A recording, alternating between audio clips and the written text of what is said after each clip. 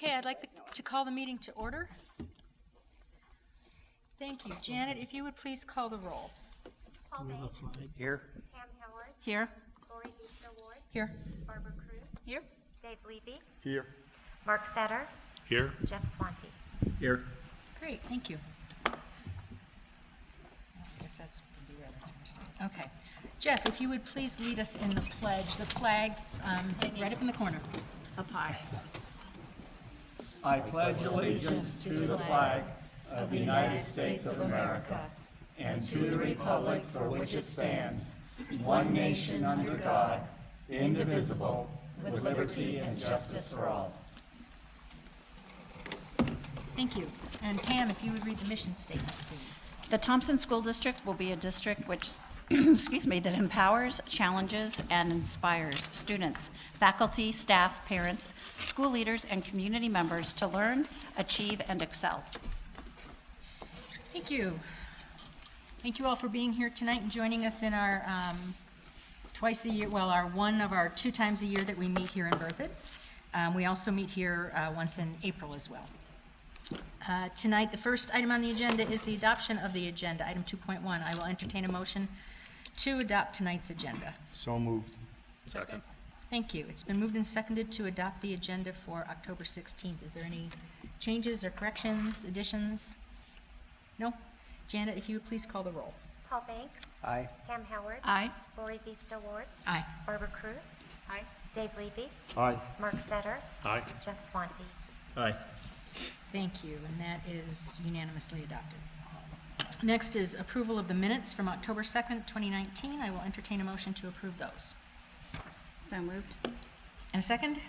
Second. It's been moved and seconded to approve the minutes from October 2nd, 2019. Are there any corrections or additions to the minutes?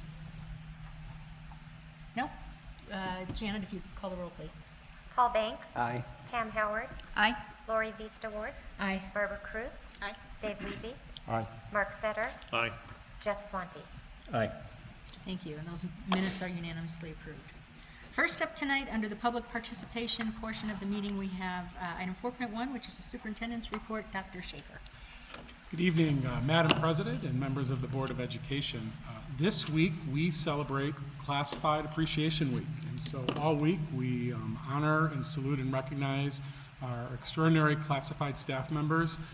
These are our bus drivers and our food service workers, our grounds and crew and maintenance, our paraprofessionals, our office staff in our schools.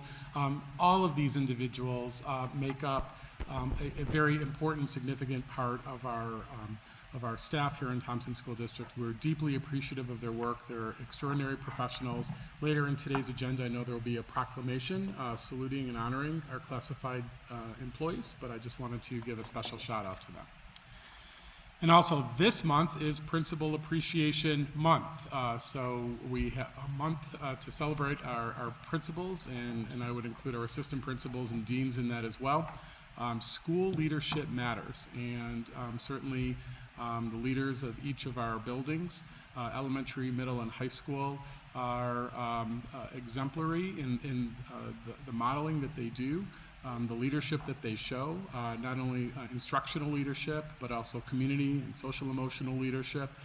They are great stewards within the community, and their community not only is of their school community, but really certainly their surrounding community. Our leadership works very, very hard in our district, and we certainly salute them as well.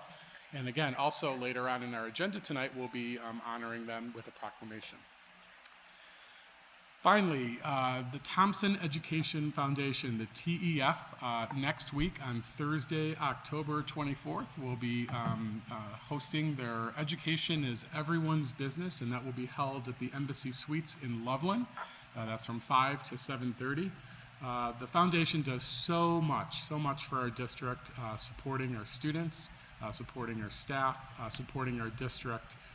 They are tireless, from school supplies to their initiatives this year, certainly around with our homeless students, with grants and scholarships and supplies and equipment. The foundation is truly best in class, and so we appreciate the work that they do to support our district. And again, the Education is Everyone's Business is a huge event. Hopefully, board members will be able to attend. Again, that will be on Thursday, October 24th from 5 to 7:30. Finally, this evening, I'm going to invite our friends from Loveland Classical. Loveland Classical will be presenting. This is the student report for this Board of Education meeting. Please know that each board meeting we feature students from each of our schools, and tonight we are excited to welcome Loveland Classical.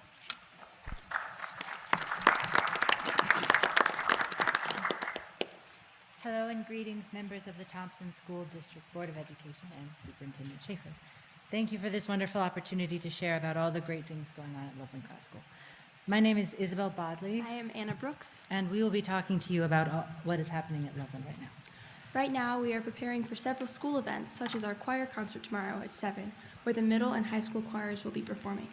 The Madrigal Choir will also be performing. Madrigals is an audition-only, kind of the highest level a cappella choir for grades 8 through 12, where we sing songs from the Renaissance. In December, we go on a tour around northern Colorado and sing for the schools and hospitals, other schools at respite cares and nursing homes. And in January, we have a dinner theater performance. Madrigals is one of the many ways we give back to the community. We also have many other opportunities through Student Council and National Honor Society. The student body is also very involved with all of these opportunities, as everyone is required to do a certain level of volunteer work in order to graduate. Also coming up, we have E.B. White's Charlotte's Web on November 7th, 8th, and 9th. In our junior and senior years at Loveland Classical, we write 2 different theses. So our junior thesis, in our junior year, we write a thesis about what it means to be an American. For instance, I wrote about the nature of heroism and how certain heroes are canonized in our society, and so to be an American means to model ourselves after our greatest people.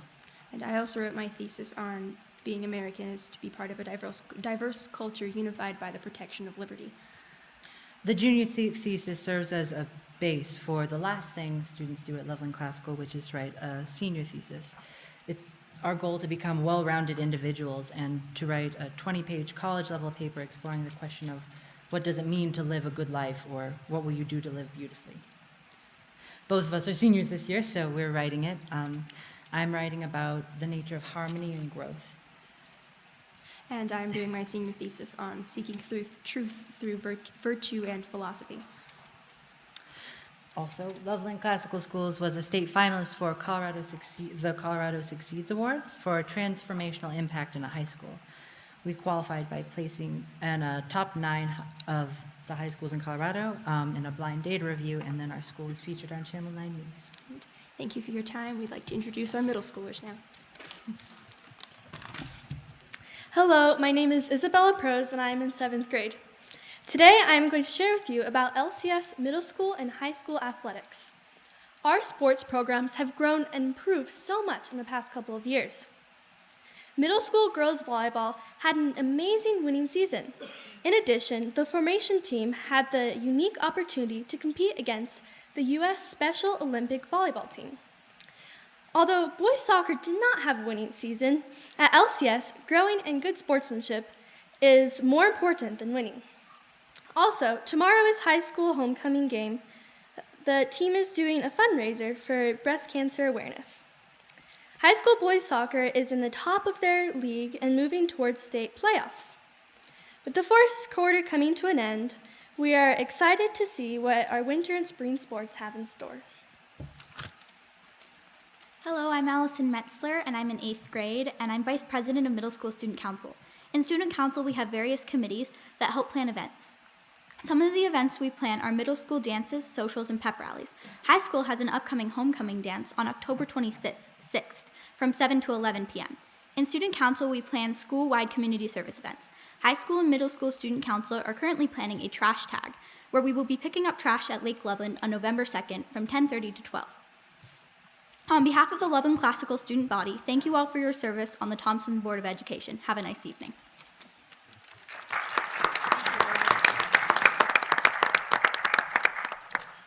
Thank you, and congratulations on being recognized for the Succeed, say that again, the high schools, Colorado Succeeds. Thank you. Good job. All right, before we move on to the rest of the agenda, I want to take a few minutes to recognize two of our board members who have fulfilled their 4-year terms.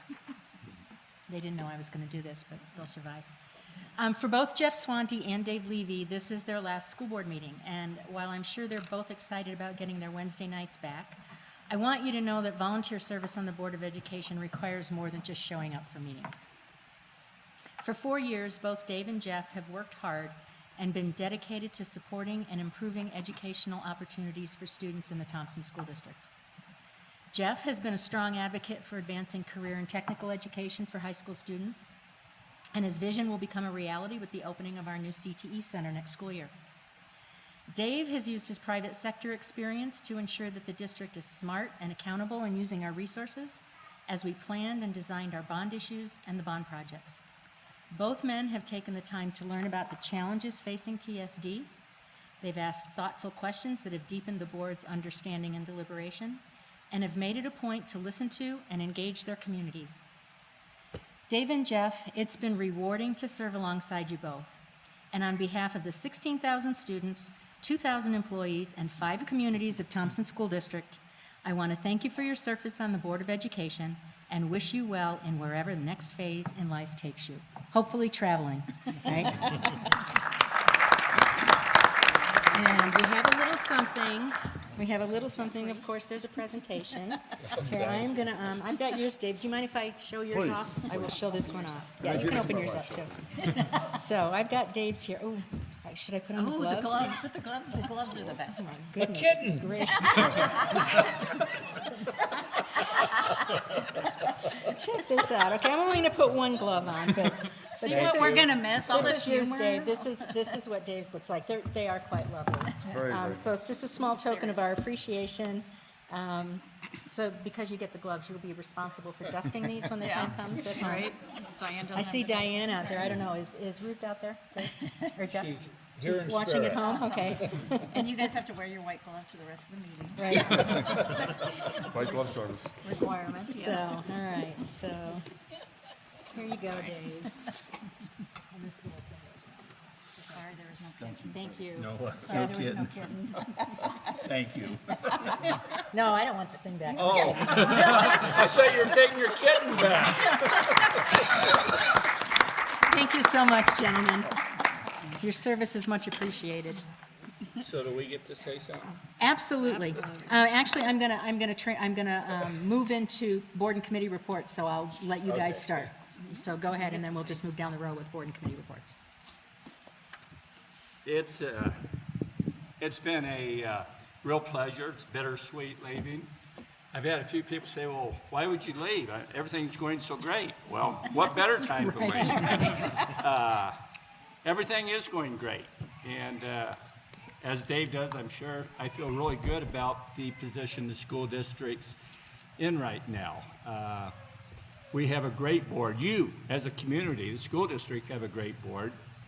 And you also have a great superintendent, which when you look at what a school board does, probably the most important thing we do is to pick the right superintendent and support that superintendent. And I think this is the right board for that reason. Dr. Schaefer, thanks for all you've done. We're certainly looking forward to your continued success.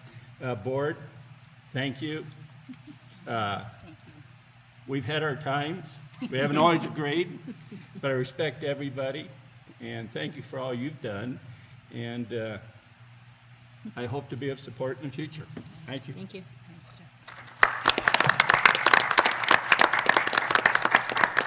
I forgot to thank the senior staff and everybody else too. I mean, there's so many people to thank, and thanks for not embarrassing us when we ask stupid questions and ask questions about things you just told us about, and we were listening. It just gets confusing at times, and I would certainly be remiss too if I didn't say thanks to all the teachers out there for everything they do day in and day out and sticking through this district over some very, very tough years in the past. It feels so good to see teachers, staff, support staff, everybody getting paid better and being treated better than what's been our history. Again, wonderful school district. Thanks for letting me speak twice. You can do anything you want. You're welcome. Dave? Well, thanks, Jeff, for stealing all my lines.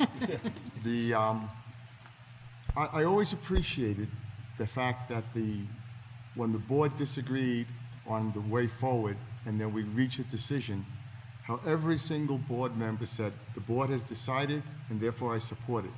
And I think that is exemplary of why I think the board has improved. And it's a credit to the community we serve that we act that way. So I want to thank you, Madam President, the rest of the board members.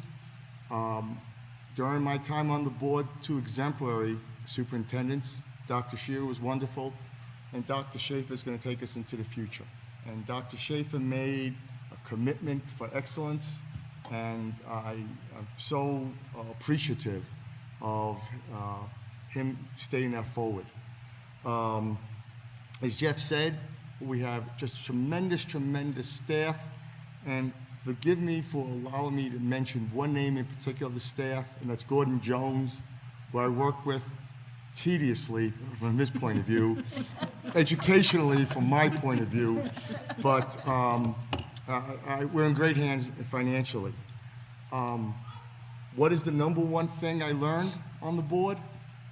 How hard each member of the Thompson School District works, and especially our teachers. I've been in many, many classrooms, and I was so impressed how they care about their students and how hard they work. And if we have that, no board could ruin it, and if they don't have that, no board could change that. So that is just wonderful. And I also want to thank the entire Thompson School community for supporting the board, for electing us. It's an honor to serve. And so to the community, I just want to say thank you.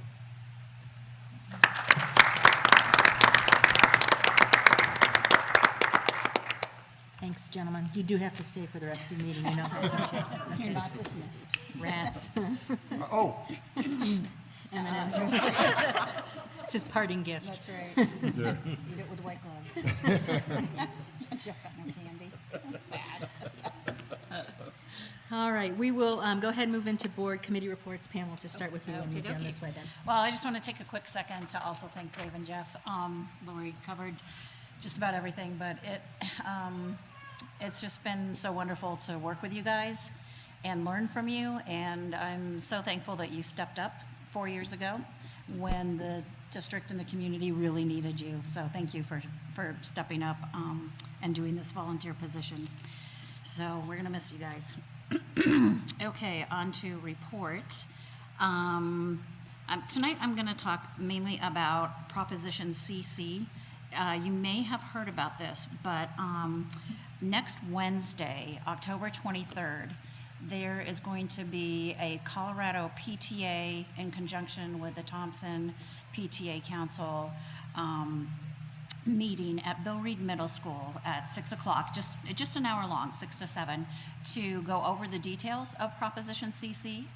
And I think this is really important for us to look into as voters, since I'm assuming everyone here is a voter. It will directly affect our school district. Proposition CC, just really quickly, it still follows Tabor. It does not raise taxes. It does not amend the Constitution. But it does help students, and it does help teachers, and it will help our community. So Prop CC allows Colorado voters to actually keep the funds already collected under the state tax rates. So that's why it doesn't raise taxes. And that's, I think, is something really important to keep in mind when you're doing your research about Prop CC. Now, it won't eliminate all of the Colorado state budget woes. It's not going to solve every problem for every district. It won't solve Thompson School District's. I mean, we still have, we have more needs, but it is a step in the right direction. So I encourage everyone to do your research on Prop CC. And if you want to attend Bill Reed Middle School, it's a free event next Wednesday at 6 p.m. And they will have a lot of great speakers to give you all the details that you might not have been able. There's a lot online about it. So, okay, thanks. All right, thank you. For my board report this month, this morning I was, along with Dr. Schaefer, a VIP packer at the Loveland Rotary Kids Pack. A couple times a year, I like to go down there and help them out. Dr. Schaefer was there as well. And I just want to shout out a huge thanks to Tom and Corrine Kerrigan and all the volunteers at Kids Pack for the great work they do to help battle weekend hunger for our students. And they are having a fundraising dinner on November 12th. I think that's a Tuesday evening. I could be mistaken on the date. The date is November 12th, though, up at Embassy Suites. And if last year was any indication, it was a really fun event, really good crowd, and really good spaghetti. So if you have nothing else to do on November 12th, help Kids Pack raise some money and eat some good spaghetti. Last week, no, I guess it was Monday. Geez, it seems like it was last week. I attended the North Regional Marching Band competition at Centaurus High School in Lafayette. And 3 of the bands from 3 of our high schools participated. Berthoud High competed in 2A, Thompson Valley competed in 3A, and Loveland High School competed in 4A. All 3 bands marched their hearts out and played their hearts out and gave terrific performances out in the field. And here's another huge thank you that I'd like to send out to all the music teachers who helped put that on and helped do that, and all the band parents who make it possible for their students to pursue their passion. And finally, you might have seen a coverage of this in the newspaper, but a couple of us attended a press conference, which was kind of an unusual thing for us to do. We don't get to do that very often, but we had the regional administrator for the Environmental Protection Agency here at Sarah Milner Elementary School in Loveland to announce some new rules that they're going to promulgate around lead in drinking water. And the reason the event was held at Sarah Milner is because Thompson School District, about 18 months ago, proactively tested all the water taps in all of our buildings and took corrective action where necessary, replaced some if they had high lead levels, took some out, closed some off, that kind of thing, to ensure that our students are drinking safe water. And one of the new rules that the EPA is proposing, if it goes through, they propose them and then they have to be accepted, but once it is, it will require schools to do what we have already done. And so that was really exciting to have them honor us by doing their press conference here. And so a huge thank you. I don't think Kristen Batigui's here tonight. I don't see her. But a huge thank you to Kristen Batigui and her staff and facilities, her team for helping to complete this project in partnership with the City of Loveland and Colorado State University and the Colorado Department of Public Health and Environment. So that was a great partnership that got that done. And that's it for me. Bart? Okay. One of my committees is the Early Childhood Policy Committee, and I attended the meetings, but then I also went to their Hugs Night, and Hugs Night is their opportunity to welcome families in, and they have all kinds of activities for the students to do, the kids to do, as well as dinner, and they had over 500 people attend, so it was really a well-attended event. I went to the Excellence Award ceremony that we did for our wonderful, outstanding teachers and administrators and all levels of people in our school district. And then a whole bunch of us attended the groundbreaking for for our Career Tech Ed Center. And it was a fun event. I think we had a lot of people there that totally enjoyed their evening and got to experience food prepared by all of our home ec level schools. I think that's the correct place. And then I'm having a world of fun on the calendar committee for where we go for the next couple of years. So that's it. Thanks, Barb. So I'll pass on reporting on myself all, but just take a quick minute to thank Jeff and Dave again for your tremendous service. You guys were there to help transition me onto the board and kept me grounded while I was on the board. And Jeff, you're always, what you're saying and your role modeling always remind me it's about the people and about relationships. And Dave, you're always there as the analytical one that I know I could think through things and remind me how important our job is. So just thanks for what you did, not only for the board, but you made me a better person, so thank you for that. I'll leave it at that. Thanks. And Mark? I want to take my time to do the exact same thing and thank Jeff and Dave for bringing so very much to this board. Your contributions have been immense. What you've done for the community has absolutely been noticed time and time again. Dave, the way that you have this incredible ability to describe things and make it easy to understand. And Jeff, you've got so much heart. The experience that you bring with the fire marshal, the fire code, and the history you've had with law enforcement, those perspectives have added so much dimension to our conversations. We haven't always agreed, but I think that's a very good thing, and that demonstrates just how healthy this board is. And thank you. All right, next up is item 4.4, public comments. We have a couple? Okay. Pam, go ahead and read. Wait a minute, could we still serve? You're like, this is I mean, it's not so fun. much you like us. Yeah. We don't really have to go anywhere.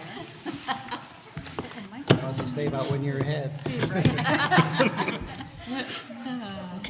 All right, Pam will read the statement for public comment, and Paul, you have a clock or phone or Yep. something over there to run, and Paul will run the clock for the 3 minutes. Go ahead, Awesome. Pam. Because the board wants to hear the viewpoint of the public, we have scheduled time during the regular board meetings for comments from the citizens. The board has set aside an unlimited time for public participation prior to the business portion of each meeting on the first and third Wednesday of the month.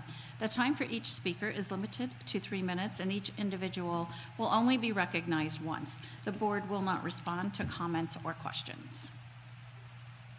All right, so we have Jessica Long, and she'll be followed by Will Sherman.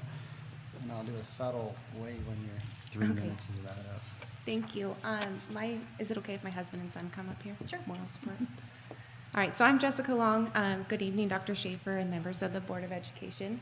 This is my husband, Matt Long, and my son, Liam Long. We both are employees of Thompson School District, and I've been, this is my 6th year in the district, and he recently returned coming from Pooter.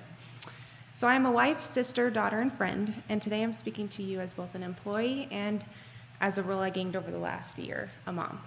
My son Liam is 13 months old and has been enrolled in the First Steps Learning Center at Ferguson High School since he was 6 weeks old. First Steps is a program that was originally offered to teen parents in our district, but was able to open up enrollment to district staff when teen parent rates and needs have decreased. When it was brought to my attention that First Steps may be reducing its enrollment spots in half when they moved to the Early Childhood Center at Stansbury, my husband and I were really disappointed. First Steps offers quality childcare at a more affordable rate than any other childcare in the area. The ability to only have the child attend when school's in session is really key to many families. Okay. I've got my support. You can go sit down.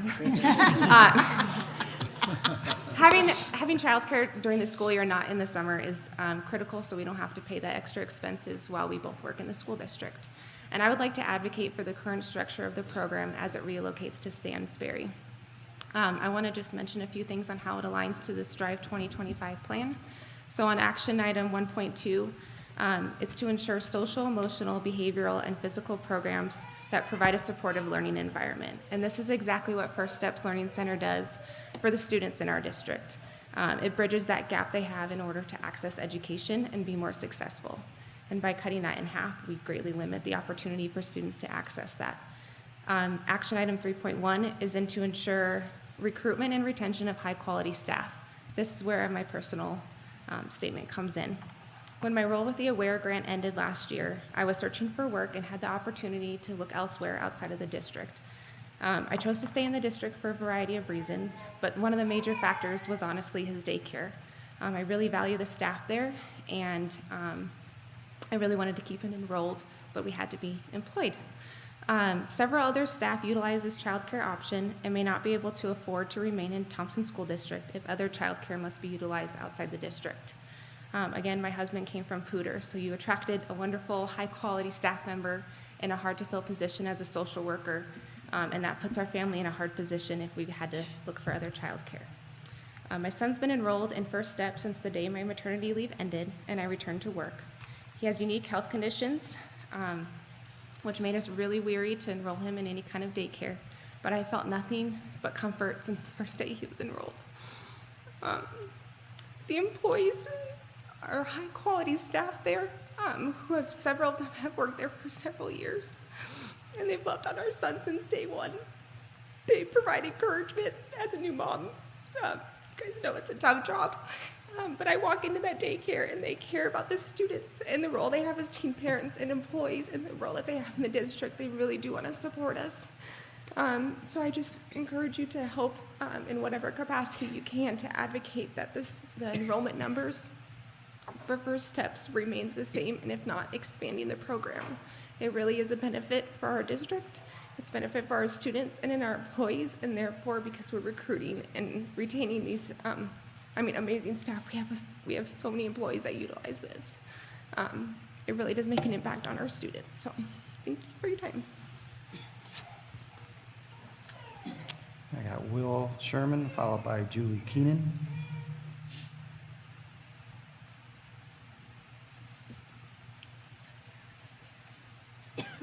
We're actually here at the same time, so just helping my colleague here manage some of this. Hi, Dr. Schaefer, school board members. As you can probably guess, we're here for the same reasons as Jessica.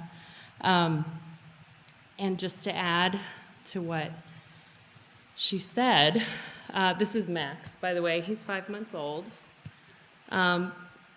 We were really lucky to get a spot this year. We were the waiting list for expectant staff members was over 10 spots. So some expectant staff members of the district didn't get a spot. So we were very lucky. I know that when I had him this spring, the Medical Center of the Rockies had a record-breaking spring for births. They said the month of April was the most births they've had in their 13 years. We know that there's a crisis in Larimer County for affordable child care. It's one of the First Steps Learning Center is one of the few licensed infant care centers in our community. The waiting lists for the majority of other centers are already over a year long as of today, October 16th. This means that the staff members who have been able to use the open spots this year may not have a place for their children to go when the 2021 school year starts. And as Jessica said, we're able to pay per day of use. Personally, my husband and I, we're both teachers. We will pay about $900 a month this school year, totaling over $8,000 for the entire school year. According to the Early Childhood Council of Larimer County, the average weekly cost of daycare is $327.18. For just 10 months of care, that would cost us over $13,000. My husband and I do not have an extra $5,000 to cover the difference in cost. As you can tell, many of the other families will be affected by the downsizing, and they're in the same financial situation as ours, and they're at a loss for what to do next year.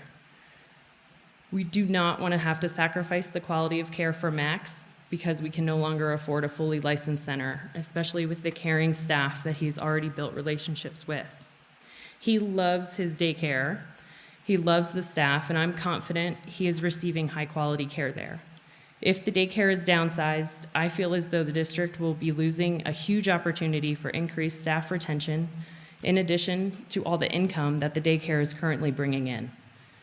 I'm simply asking for you to consider these concerns and the impact they have on several employees and their families when finalizing the plans for the new building. Thank you so much for your time.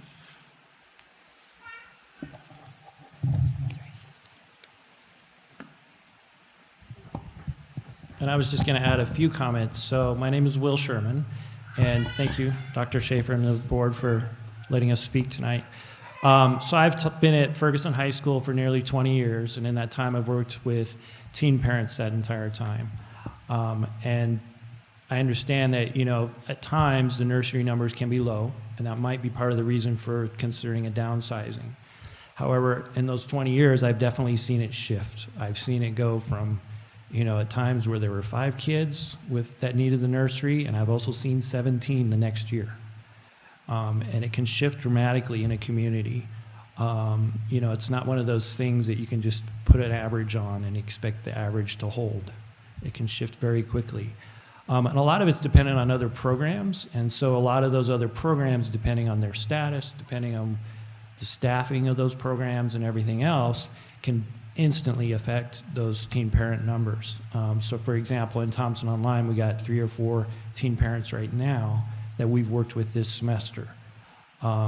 Those parents could just as easily also, and a couple of them were thinking of encouraging them to go to Ferguson. So those numbers can shift very quickly. I also feel like it's, besides a great benefit for retention and for staff, it's a great learning opportunity. To have a large nursery at the early childhood center is the perfect opportunity for those kids that are taking the classes to be future child care providers. And so that's typically how it's worked over the years, is the Ferguson kids and some staff would work with their kids and take classes at the same time right in the nursery. But anyway, thank you for your time. Thank you. All right, that brings public comment to an end. Appreciate that. Next is item 5, which is the action consent items. I'm going to go ahead and read them all, and if anyone wants to pull any items for further consideration, just let me know and we'll do that. Otherwise, we'll take them all up as a whole. Item 5.1 is approval of personnel extra duty coaching recommendations. 5.2 is approval of purchases over $50,000. Item 5.3 is approval of proclamation of National Principals Month, and Barb, I believe you'll have that one to read when I get through with them here. 5.4 is approval of proclamation for Classified Staff Appreciation Week, and I think Dave has that one. 5.5 is approval of policy EHB, records retention. 5.6 is approval of policy EGAEA-R, which is staff use of electronic mail. Item 5.7, approval of policy JS, the 2019-2020 student acceptable use. Item 5.8 is approval of policies FF and FFR, naming district sites and facilities. And that is all of them. Is there anything on there that anybody wants to pull off there? Mark? I'd like to pull 5.8 for discussion. Okay, so we're going to pull 5.8, approval of policies FF and FFR, naming district sites and facilities for discussion, which leaves us, that's nice, we don't have to renumber them. It leaves us 5.1 through 5.7 for consideration. Are we good with those? All right, I will have Barb read the proclamation for 5.3, National Principals Month. All right. Listen closely to all that the principals do. National Principals Month. Whereas school leaders are expected to be educational visionaries, instructional leaders, assessment experts, disciplinarians, community builders, public relations experts, budget analysts, faculty managers, special programs administrators, and guardians of various legal, contractual, and policy mandates and initiatives, as well as being entrusted with our young people, our most valuable resource. And whereas principals set the academic tone for their schools and work collaboratively with teachers to develop and maintain high curriculum standards, develop mission statements, and set performance goals and objectives. And whereas the vision, dedication, and determination of a principal provides the mobilizing force behind any school reform effort. And whereas leadership is second only to classroom instruction among all school-related factors that contribute to what students learn at school, according to research conducted by the Wallace Foundation. And whereas the celebration of National Principals Month honors elementary, middle, and high school principals and recognizes the importance of school leadership in ensuring that every child has access to a high-quality education. Now therefore, be it resolved that the Board of Education of the Thompson School District proclaims October 2019 as National Principals Month. Thank you. And Dave, Classified Staff Appreciation Week, please.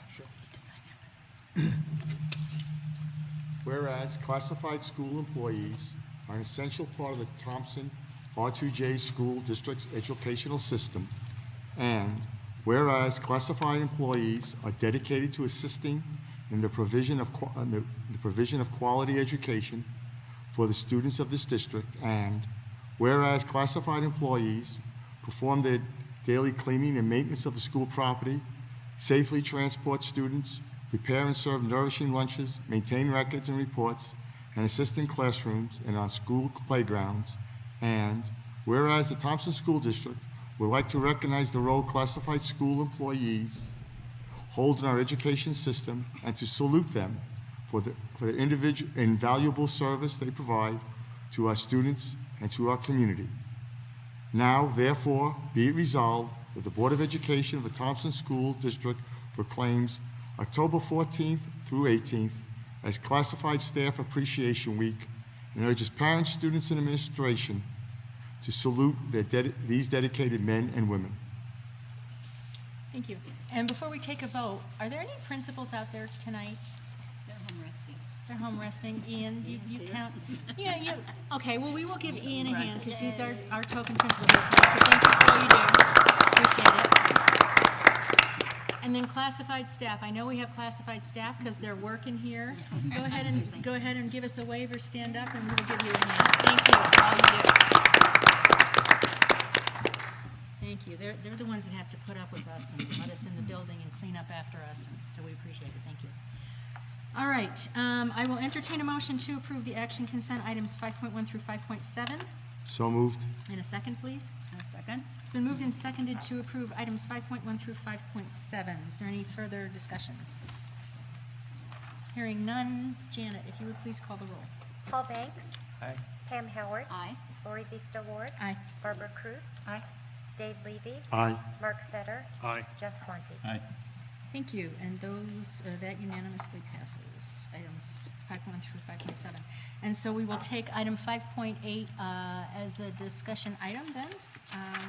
Mark, you want to, since you pulled it, you want to start that off, that conversation? Sure. So after our last meeting, the first meeting in October, I went home and I thought about what Jeff Swanty said about the changes to this policy. And so I dug into it a little bit more and I thought more about it. And personally, I would prefer that we not make the first modification to that first paragraph. Specifically talking about leaving in such facilities shall be named for persons making significant contribution. I wanted to cite 3 reasons for that, why I feel like that's a good thing for us to leave in the policy. Number one, we live in a very unique community where the things that are unique about us make this community special, and they make it a great place for us to live. Number two, practically speaking, it's very easy to find our schools on the internet. When you're asking for directions, trying to figure out how quickly you need to get somewhere, all you have to do is type in the name, Sarah Milner Elementary, and you're there. Third and last, and I think this is the most compelling thought that I had, is that having a name on a school inspires our students to learn about those individuals and the contributions that they made to our community. And then I've watched our students ask themselves the question, what can I do to make my world a better place? Just wanted to raise that question. Board? So what we've got before us then tonight is this policy as it stands with these changes. So if we wanted to reconsider, we could put it back to the way it was before the change. We can change it a second time and bring it back again, or I guess there's 3 choices, or we can take it up as it is. I'd like to kind of express my thoughts on this. The last, how many schools since Cottonwood Plains, perhaps? The last handful of schools that we've named have all been named sort of after geographical, in addition to our high schools. All of our high schools are named after either the town that they're in or a geographical feature. The last 4 or 5 Cottonwood Plains, Coyote Ridge, Ponderosa, High Plains. I think that's the last one I can think of. So maybe the last four, we've strayed away from naming with people. And I think there's a couple of reasons for that. First of all, it can become very politically fraught. You can have camps that propose naming after person A, camps that would prefer person B. Person A has family in town, person B has family in town. It becomes rather difficult to negotiate that without hurt feelings. Number two, I think we've seen, luckily not here in Thompson, but in other places across the state where things have been named after people and then it's had to come back and unname them or rename them. Most recently, the community of Stapleton down in Denver, where used to be Stapleton Airport. For those of you who are old enough to remember, before we had DIA, there was actually an airport out there, Stapleton Airport. Now it's a housing subdivision and development. And Mr. Stapleton, who was an early mayor of Denver, was also an early leader of the KKK. And when that became prominently known and well known, the people who lived in Stapleton neighborhood rightly were upset with that, and there was a movement to change the name. It didn't pass. They kept the Stapleton name, and I don't know what they're doing with that, how they're working that out. But I could see something like that being extremely hurtful to kids and hurtful to a school community. I agree with Mark that it is interesting to have kids learn about the person. You know, Judge Conrad Ball, he had an interesting life, he had an interesting story to tell. But I don't know that, to be honest with you, I don't know that kids ever really pay much attention to that. My kids went to Garfield, and I'm pretty sure if you asked them who Garfield was, when they were there, they would say a cat. You know, whether that's good or bad or indifferent, I don't think that we put to the front who the people are that the schools were named after. It's sad that in this day and age that we have to look at these things and say, well, we've just got to be safe. But I think in the interest of equity, of safety, I don't know what the other word would be, that I would just prefer that we stick with pertinent events. This isn't precluding naming it after a person. It's just saying, it's taking the shall out of there. We still have in here significant or pertinent events, which I would argue you could extend to a person if there were a compelling reason. So that's kind of my 2 cents. Anybody else have any? Thank you, Mark. I guess I'll just make mine short, because that was my question is, so is this still allowable to do it by someone's name? And yes, you could extend that, but perhaps adjusting it to be more specific in there, so there's no ambiguity about it at all. So Have that, calling out and adding located, or you could put what in does it there. say? Pertinent names or events. Community animals, Could put significant that in the pertinent list. events. Yes, If Dr. you look Schaefer. at the second to last paragraph, it does say, in selecting names, special consideration will be given to those names that will have special meaning to students and citizens and will enhance the educational and climate of the new school. So that does give license certainly to consider name of people.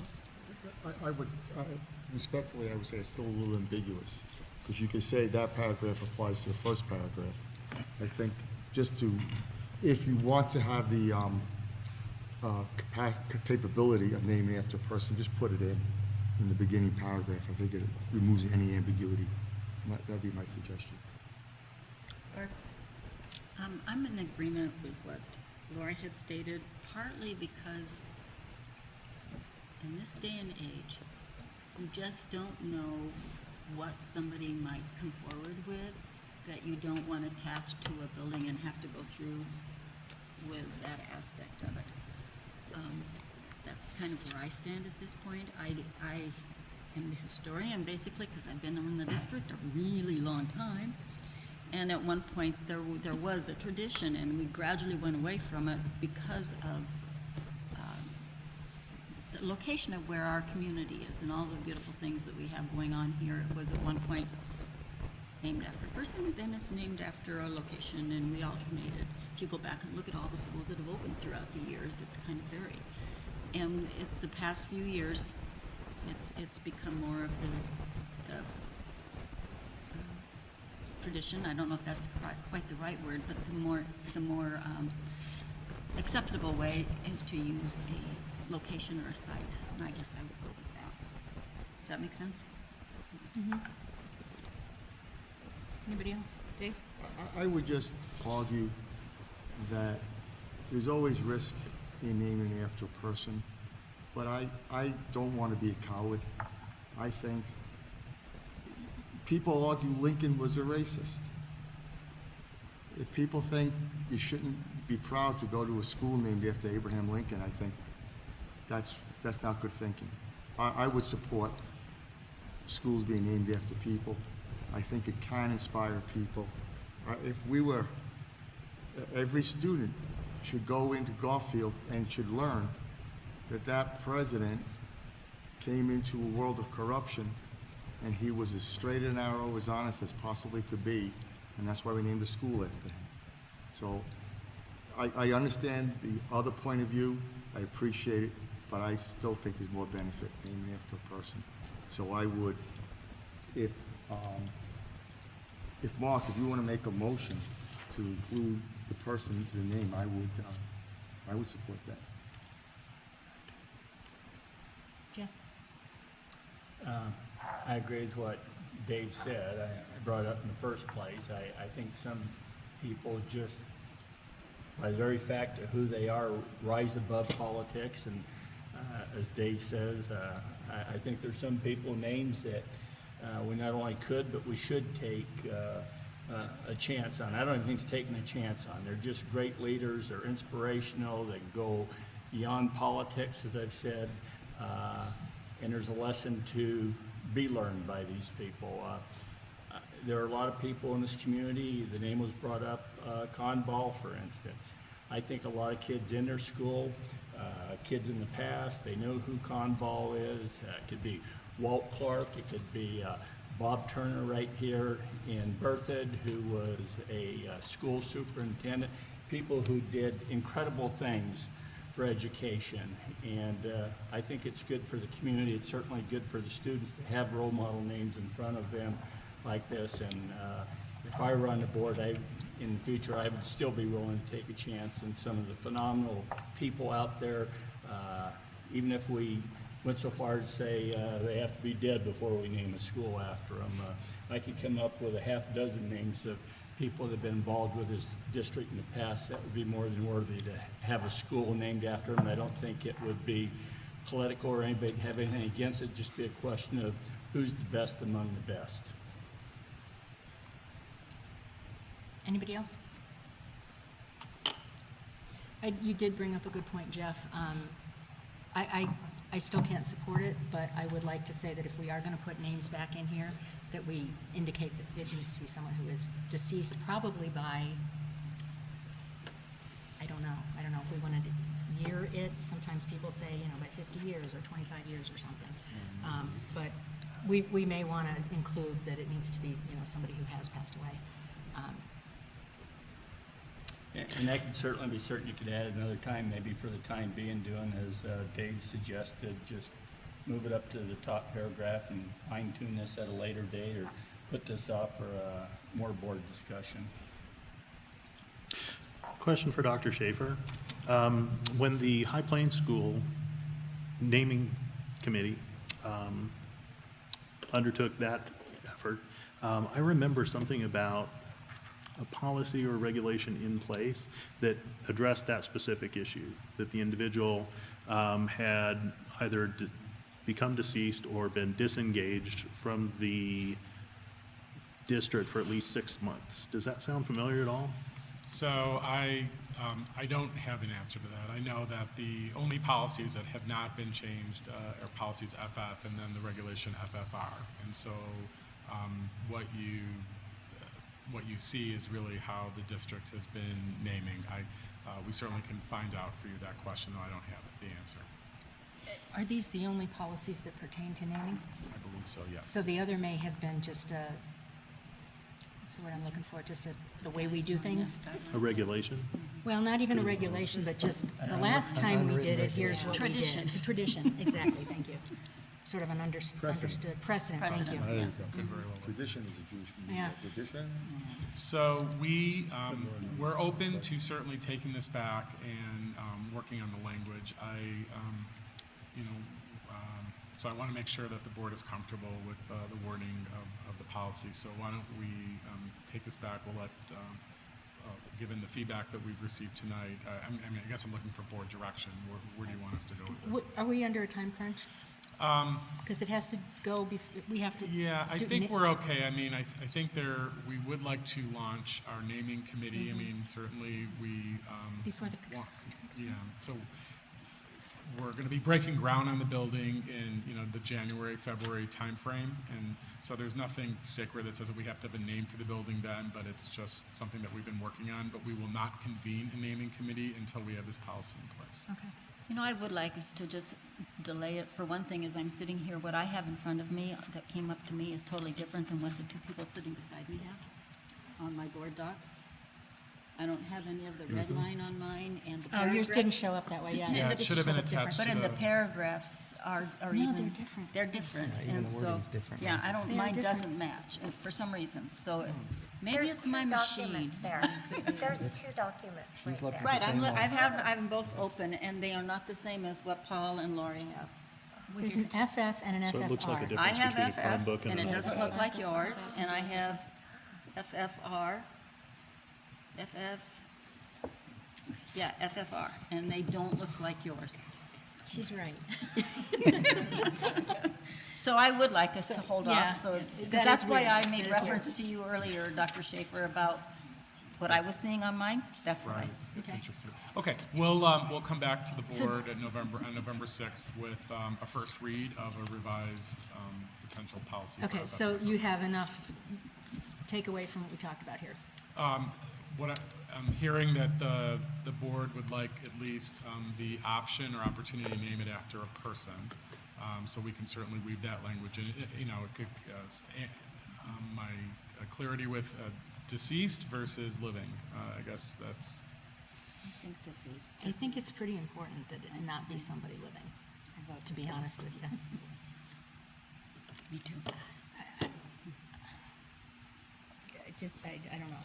I think that's a good Where are the compromise. rest of you guys on that, deceased versus living? As a suggestion, maybe leave it open to future boards, leave the possibility of naming it after a person, and future boards, when they're naming it, can decide whether they want to name it after a deceased person or not. Fort Collins has the Bob Bacon Elementary School, still alive and well, and a heck of a gentleman, and someone's done a tremendous amount for education. You never know when the circumstances might present themselves. You say, we just can't let this person go to the grave without knowing how much we appreciate this person. To that point, it might allow the board more flexibility if we don't name Just it one or leave the it? other, and just it's just the board's Okay. prerogative. Right. So, All right. Okay. okay.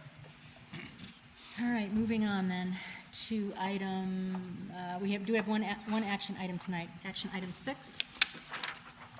And that is district accountability membership. Hold on, I'm frozen up here. Okay, district accountability membership approval. Don. Madam President, board, members of the board, Dr. Schaefer, Don Huckabee, Chief Academic Officer. Tonight we bring forward to you names of members for the District Accountability Committee. And this particular action item references aligns to 3 items within our strategic plan. One is 2.3, that ensuring that all stakeholders are engaged in an effective two-way communication through a wide variety of strategies. It also aligns to 4.1, which is ensuring transparency in the use of district resources, and 4.2, ensuring prioritization of capital and human resources. For those of you who've been on the District Accountability Committee, we engage in dialogue around student achievement, looking at attendance data, looking at behavior data and statistics, and having rich conversations and two-way conversation about very pressing questions from this committee back to staff about what are we doing and how are we implementing and working more efficiently and effectively, and then their responsibility is to bring forward to you recommendations around budgeting.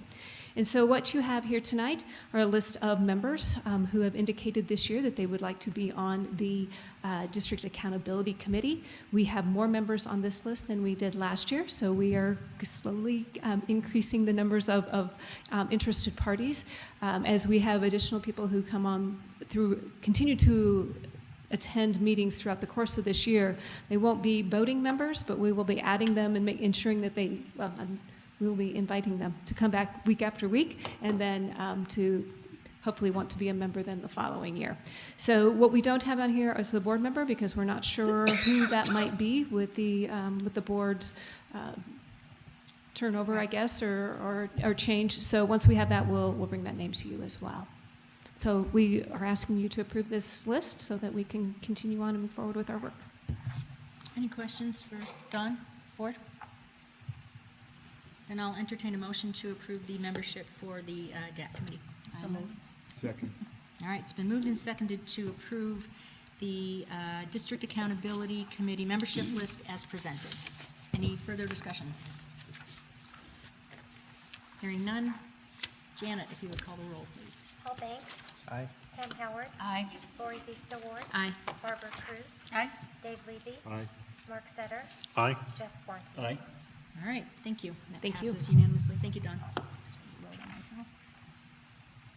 All right, next we have a couple of discussion items. First up is 7.1 professional development update. Dr. Siebers?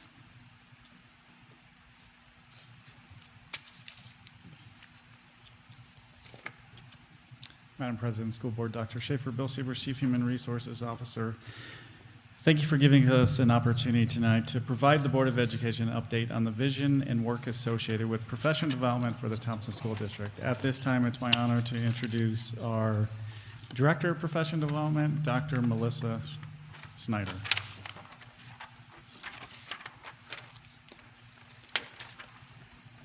Good evening, Madam President, Dr. Schaefer, members of the school board, Melissa Schneider, Director of Professional Development. Thank you so much for having me.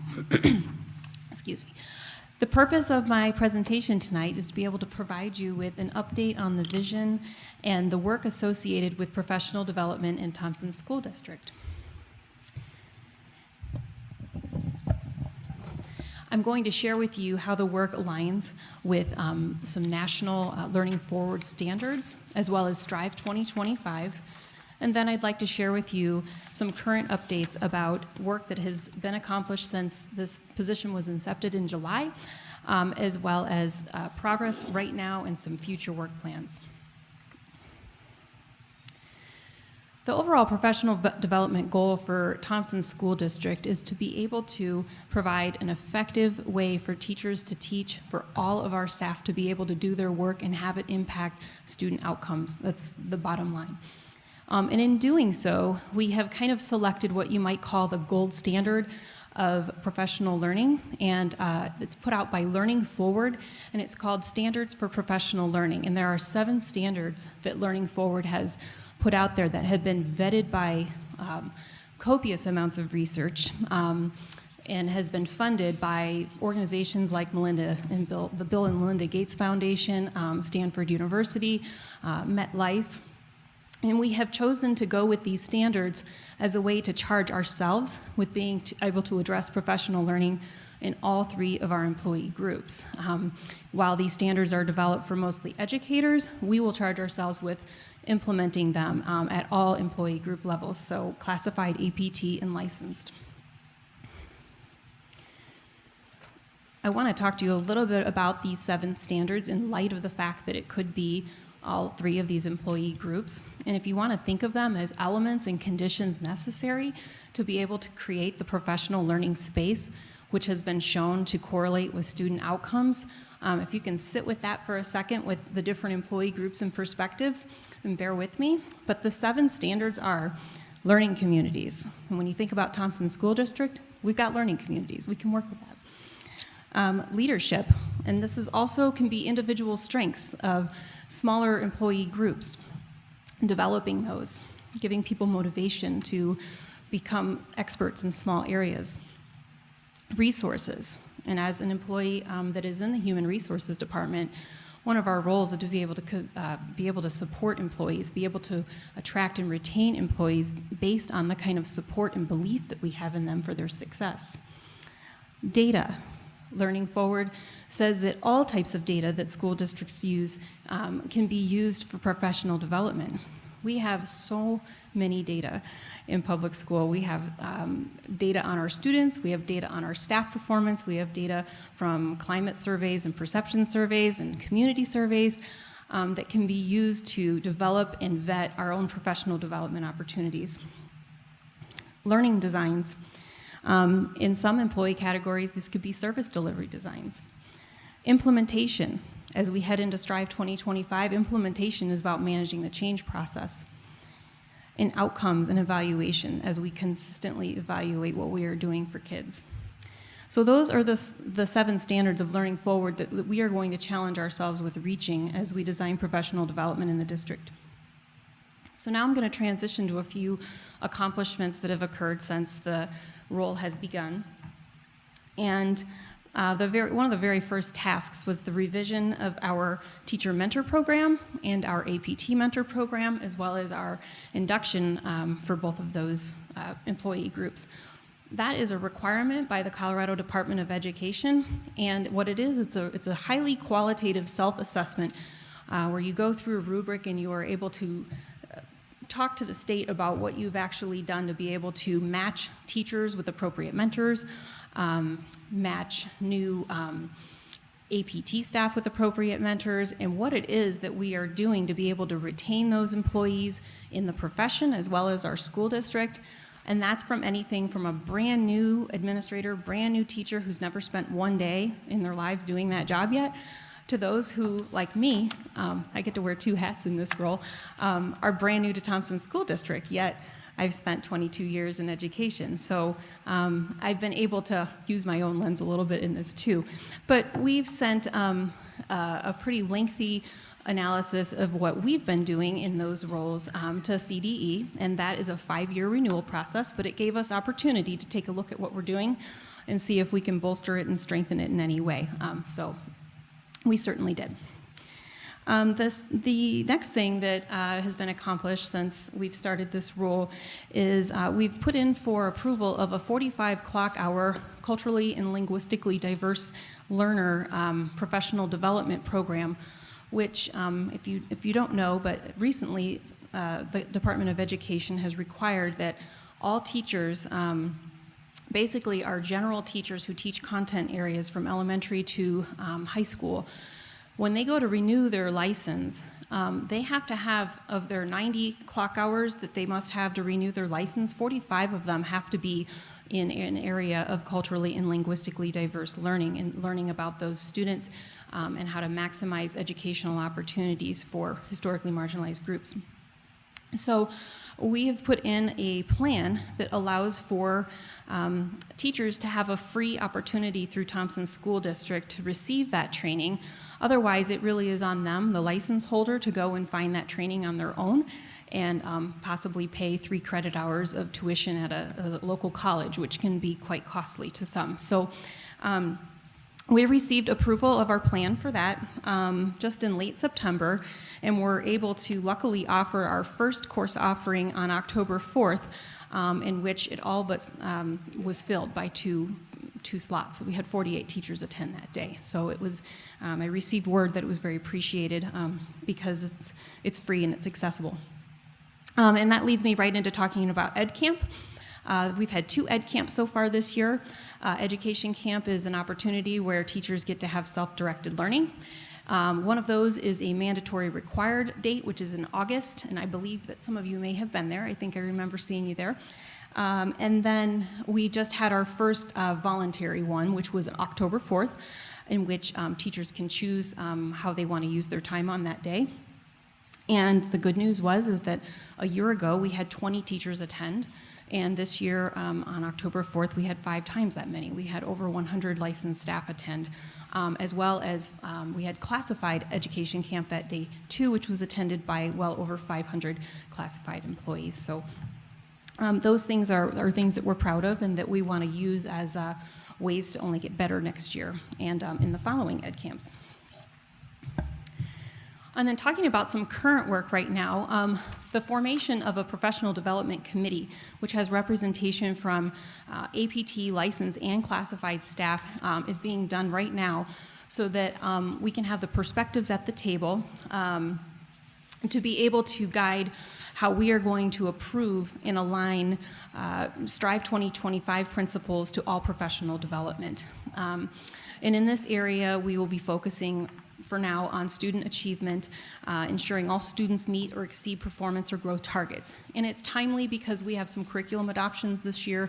We have a deeper dive into the district performance framework as we align ourselves with being able to achieve accredited with distinction in 5 years. And so that'll be the focus area for that area for right now.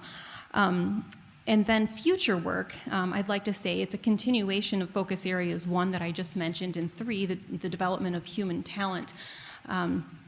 Being able to further develop the mission and vision of PD in Thompson School District, to be able to articulate exactly what that is and how it will strengthen human talent here as well as student achievement and have an impact on both.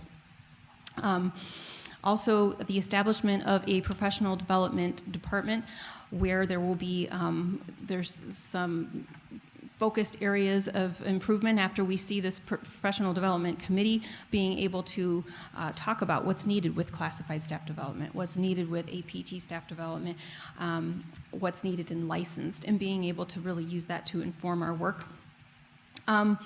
A continued review of student outcomes. I meet regularly with different other department leaders in learning services to talk about what's going on in the world of assessment and how that can drive our professional development, and that will be ongoing. And then developing specific incremental plans, maybe a 2-year plan, maybe a 1-year plan at time to be able to kind of align ourselves with the implementation of Strive 2025. The action items in Strive 2025 go from developing to implementing to being finished. And what we don't want to see happen is being 1 year out from where we want to be on Strive 2025 and saying, whoops, we should have looked 2 or 3 years ago on what we could have done to better provide professional learning. So I'll guide the work of being able to do some program evaluation there. And so in conclusion, I want to say that professional development in Thompson School District is working to establish a vision that aligns with all the levels of employees and our learning standards, as well as Strive 2025. We've made improvements and we've added to our new teacher and administrator programs, as well as developed state-approved professional development opportunities. And we look ahead to how rigorous professional learning opportunities can deeply impact the goals that we have set forth in Strive 2025. Thank you so much. Do you have any questions? Or questions, Dave? Very nice presentation. Thank you. You said we're going to develop a great program. It's going to touch all the right bases and do all these great things. How are you going to measure if the program is achieving its goals? That's a great question. Thank you. I'd like to look at student outcomes first. Student outcomes are exactly where when you look at the fact that we want to be accredited with distinction in 5 years, the district performance framework by CDE is looking at what students are doing. And to be able to back that up with where are we providing professional development in the areas where we are lacking, and the areas where students have gaps, that's why I would like to take a look at it every single year when that district performance framework comes out. When I look at high school math adoption, for example, curriculum adoption, when that curriculum is being implemented and I work with the director of curriculum and learning design, we will be taking a really careful look at how these lessons are going and are we improving, because that's where we want to go. So Madam President, I love to make this suggestion because I don't have any part of the follow-up. But I would love to see a report come back not only presenting where the program is, but seeing how it's measured, because that's the tough part, right? I mean, obviously, we all agree, if this is a successful program, we want this program to be a success, but how do we know? So I think it would just be great if we could have some future, I think we could make this Yeah. presentation a regular part Right. of, and Yeah, where exactly. we started, where we are. Since we're just starting, then, there's a lot, so there's nowhere to go but up, right? But yeah, if we could, have you come back and this time next year or whatever, and kind of compare where you are now to where you were then. That'd be great. Anybody else down here? Mark? Great presentation. I'm very passionate about the professional development, very excited to have you on board, really looking forward to what's coming and what kind of fruits we're going to generate with this labor. I had a question on the future work. There's a bullet point there at the bottom. It says, develop a specific 2-year plan in preparation for Strive 2025 to achieve the goal of accreditation with distinction in 2 years. And so I was confused about the I could see where 2-year you'd be at confused. the beginning and at the end. So could you address that in a little more detail? Yes, that was more along the lines of developing shorter plans, not a 2-year plan to be accredited with distinction in 2 years from now, but rather to take a look and plan 2 years at a time or 1 year at a time to be able to make sure that we're getting to that mark 5 years from now. And so that's something that I definitely could come back with and say, hey, looking back a year ahead from now, where are we at in terms of evaluating our progress towards the different points in 2025. But that was not to say that there will be a 2-year plan. Okay. So I apologize for the confusion. Yeah, no, I could see it go either way, because I was thinking about, okay, well, professional development, again, the fruits of that labor doesn't necessarily get shown for, there's a year or two maybe lag. And so having all of the professional development infrastructure in place and having that active and functioning the first 2 years certainly would set us up for success by 5.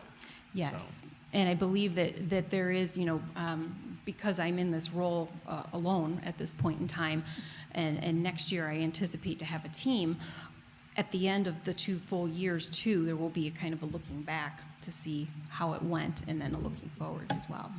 Excellent. Thank you for the clarification. I appreciate it. Yeah. So I haven't clarified my own thinking yet, so I'm going to just think out loud a little bit, kind of piggybacking off what Dave was saying too. Obviously, student outcomes, that's the end goal. But we also know PD is one of those things in education that it's gone on. There's always lots of it, but the percentage of it that actually makes it into the classroom in a impactful way is not always where we'd like it to be. So whatever discussions you're having or how we're going to collect data or how we know kind of that teacher behavior step. So before we get to the student outcome and then figure out did it work or not work, and then have to, are there things up front, implementation plans that they share with the principals, or principals saying, I know you went to this training and we're going to agree on these types of things when I go into the classroom and observe, whatever it might be, just to help make sure we get, as soon as that training's done. I appreciate How that. are we making sure it's actually getting into the classroom? And that's your been tough some- job, because that's very difficult. But It is. There's been a couple of discussions I've had with principals around that and some directors. And one of the items that's come up is, we do have a lot of self-directed PD opportunities. People go to conferences outside and they get credit for doing that, or they do like an independent book study, or a group from a school gets together and does some work.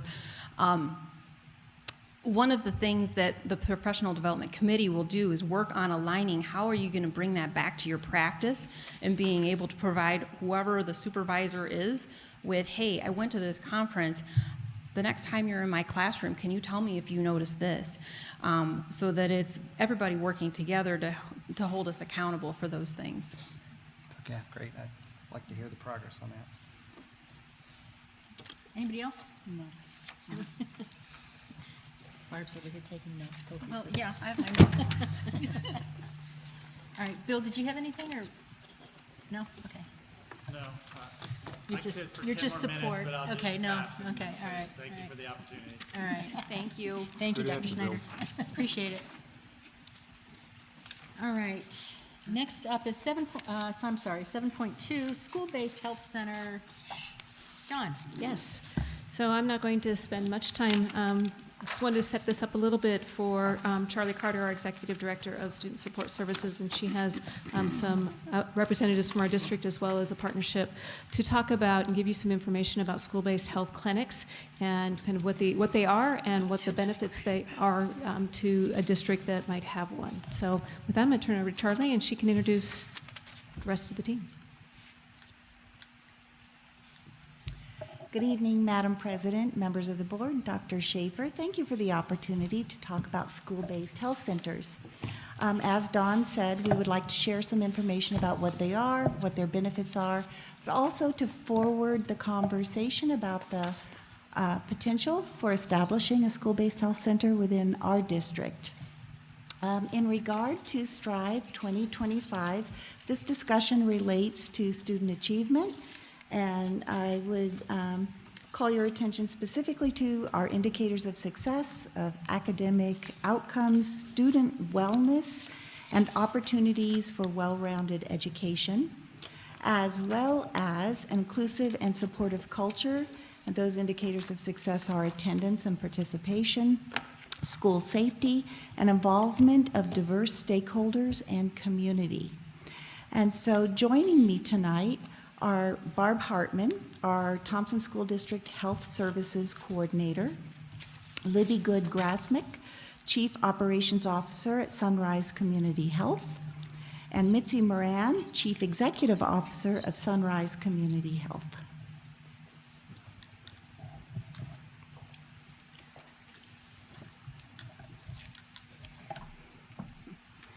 Good evening, Madam President, members of the board, and Dr. Schaefer. I'd like to turn your attention to a handout that you have at your seats that is entitled Benefits of School-Based Health Centers. And I'd like to briefly highlight a few key points from that and explain why districts want to have school-based health centers. First of all, school-based health centers are not new. They've been around since the 1960s, and they're very well researched, and so we do know the benefits of having those. And this document does a really good job of outlining what those benefits are. For one, school-based health centers enable students who might not otherwise have access to health care to get good quality access and more timely access to a health care provider, not only when it's needed, but also for preventive care, such as immunizations, flu shots, or well-child exams. And then these students go on to experience better overall health status, which has been shown to decrease absenteeism. It decreases disciplinary referrals and emergency room visits and hospitalization, and has been shown to increase student readiness to learn. School-based health centers can also save parents missed time from work because of their on-site convenience at school, and they can also enable parents to be more involved at school. And then lastly, what is pointed out on this document is that because school-based health centers decrease overall health system costs, when you're talking about those ER visits and hospitalizations, they're actually good and beneficial to everybody. All right, so next we're going to talk about what exactly is a school-based health center. Thank you.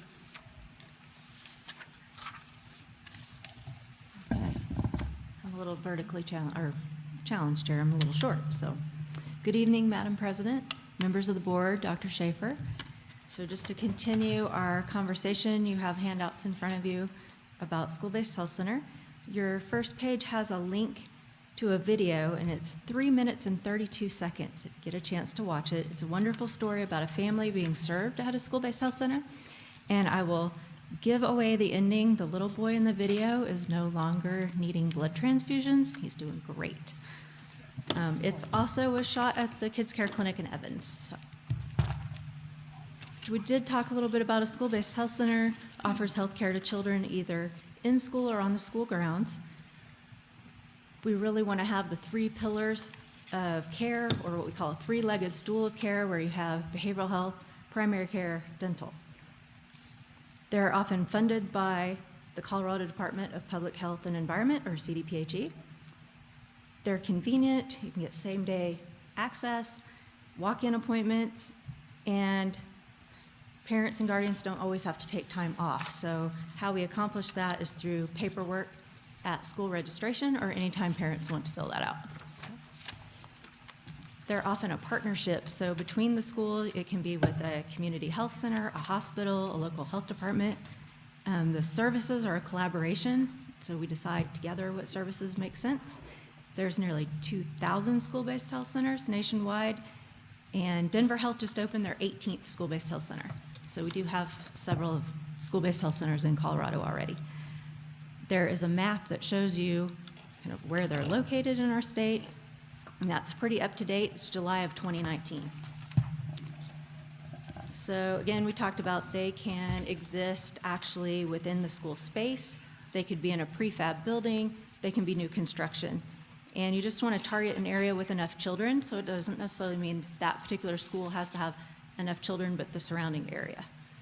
They can be open just when school's open, or they can be open year-round during summer and over the holidays. Do some extended evenings, whatever serves the parents the best. And so that brings us to kind of how do the finances support your school-based health center? So the district usually will provide the physical space, some of the janitorial, some of the internet connections. The clinic will obviously support the staff, so your provider, your medical assistants, your front office, your dental staff, all the supplies, the vaccines, we take care of the billing. And then there's also some education that you can request.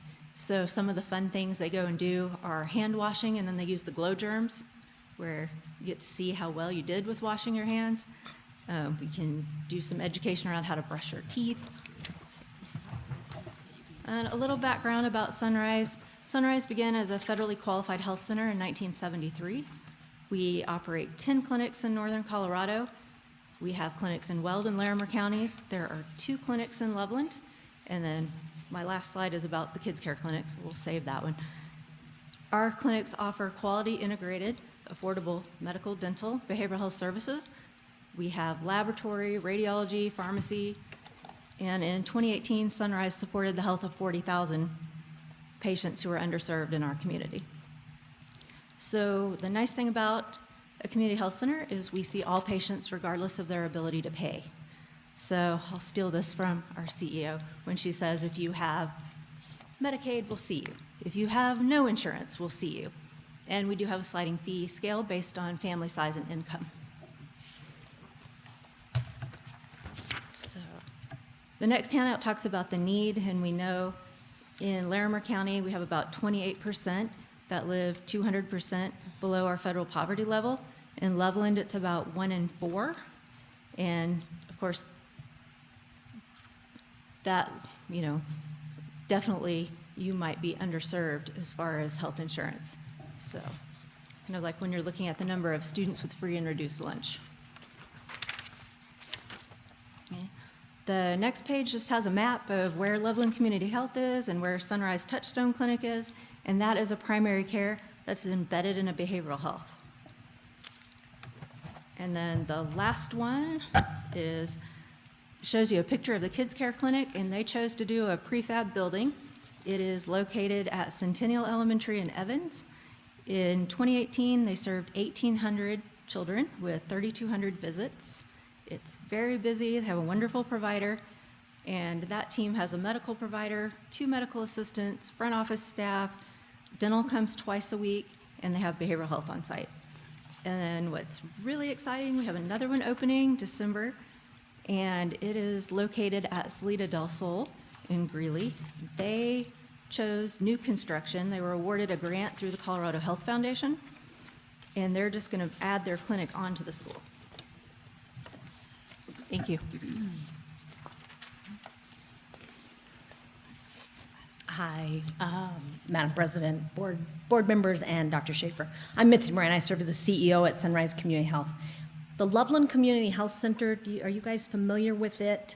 Okay, that's in our family. Our mission is to provide quality, affordable health care to people in need. If you're on the free and reduced lunch, you are most likely eligible for our sliding fee discount, and you're probably struggling with access to affordable health care. So we seek out areas Where there is a high need, we bring medical, dental, behavioral health, and a ton of wraparound services, health education, lab, x-ray, pharmacy, diabetic education, social work, all of those wraparound services to help a family be as healthy as they could be. You know, our mission is affordable access, quality health care for all. And we think very much about the individual who walks through the door. But we also are very committed to the health of the community. We feel like people who have access to affordable health care can work, can take care of their family, can take care of themselves. Kids who have access to affordable health care perform better in schools. Well, that impacts the health of the community. If we have a strong workforce and we have high-performing schools, businesses want to locate here. You can recruit people to your business. So it's about the individual, but it's also about the health of the community. So we are really excited to be here to talk about doing a school-based health center in Thompson. Like Libby highlighted, we have one active and live since 2006 in Weld. We are adding another one this November, December. I have my eye on others, and so we would love to be able to provide that same sort of supportive health care on site at a school location here in Thompson. So are we open for questions? I don't know what the... Yep. Okay. I'm sure we will have questions for you. Okay. Board, questions? Paul? I'll just jump with a big open-ended one. So this has been on our radar for a few years, and we've looked at it, we've visited and everything else, and maybe it's because we're on the bias side, but I'm trying to find a downside to it at all. Has there been any issues, any complaints, anything, anything that would say that? In Weld County, no. We have had no complaints. Our patient satisfaction rates are extremely high. I didn't look at them right before I came, but we're in the upper 95 to 100% of families that would recommend the services at the school-based health center to their family and friends. So we have had absolutely no concerns. Well, actually, maybe I should be true. Could you open longer? So we started just with the school year. And in the last 2 years, we expanded and opened in the summer. So that was feedback, not necessarily negative feedback, but that was something that people asked for. Any feedback on this, from the schools and the sites about having it attached to the building, away from the, anything and those considerations? No, I don't. I'm looking at Libby because she would be more contacted to that. No, not necessarily. You know what really makes this work, though, is a good connection between the health school clerk or the health nurse, the school nurse, and our team. So how you physically locate that is one way to improve that. But if you have that connection between those team members, you can overcome maybe some challenges with a standalone building as opposed to being located next. We like the idea of being located in the school or right attached to it, but we have made the Kids Care Clinic, which is a standalone modular, work well. Is it on the campus of the school? It is. Okay. It is. So it's like a portable kind of Yeah, thing? exactly. I'm very excited about this. I guess my other early question is, so how quickly would one be able to get open if we wanted to move forward? Well, so there, in order to get the support from the state for some initial funding, there's a process we have to go through. And that includes doing this meeting. It includes having an advisory council of parents and teachers. And if you check off all those boxes, and they are good ones to check off because you get good feedback from that process.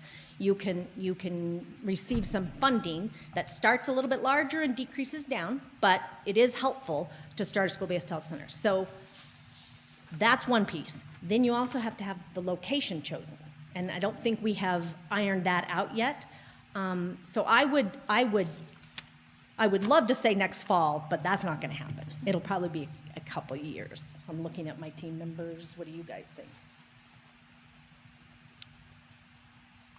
Nobody wants to commit. So I'll say, it just takes a little bit while to do that, but we would move as quickly as we could. I can't speak for the whole board, but if we decide to move forward with this, I would love to explore how to expedite that. Sure. Much quicker than 2 years. Sure. I was hoping by summer or fall for sure. Well, do you guys think summer or fall is possible? Because I only own half of this. I only recruit and find the funding and get the staffing. You guys own space and all kinds of other stuff. So if you think that's possible, we can come right alongside that. Charlie, I don't know if you're the right person to talk to this, but can you talk to some of the logistics on our end? Sure. What you can share? So initially, we would need to identify potential areas. I think you require 3.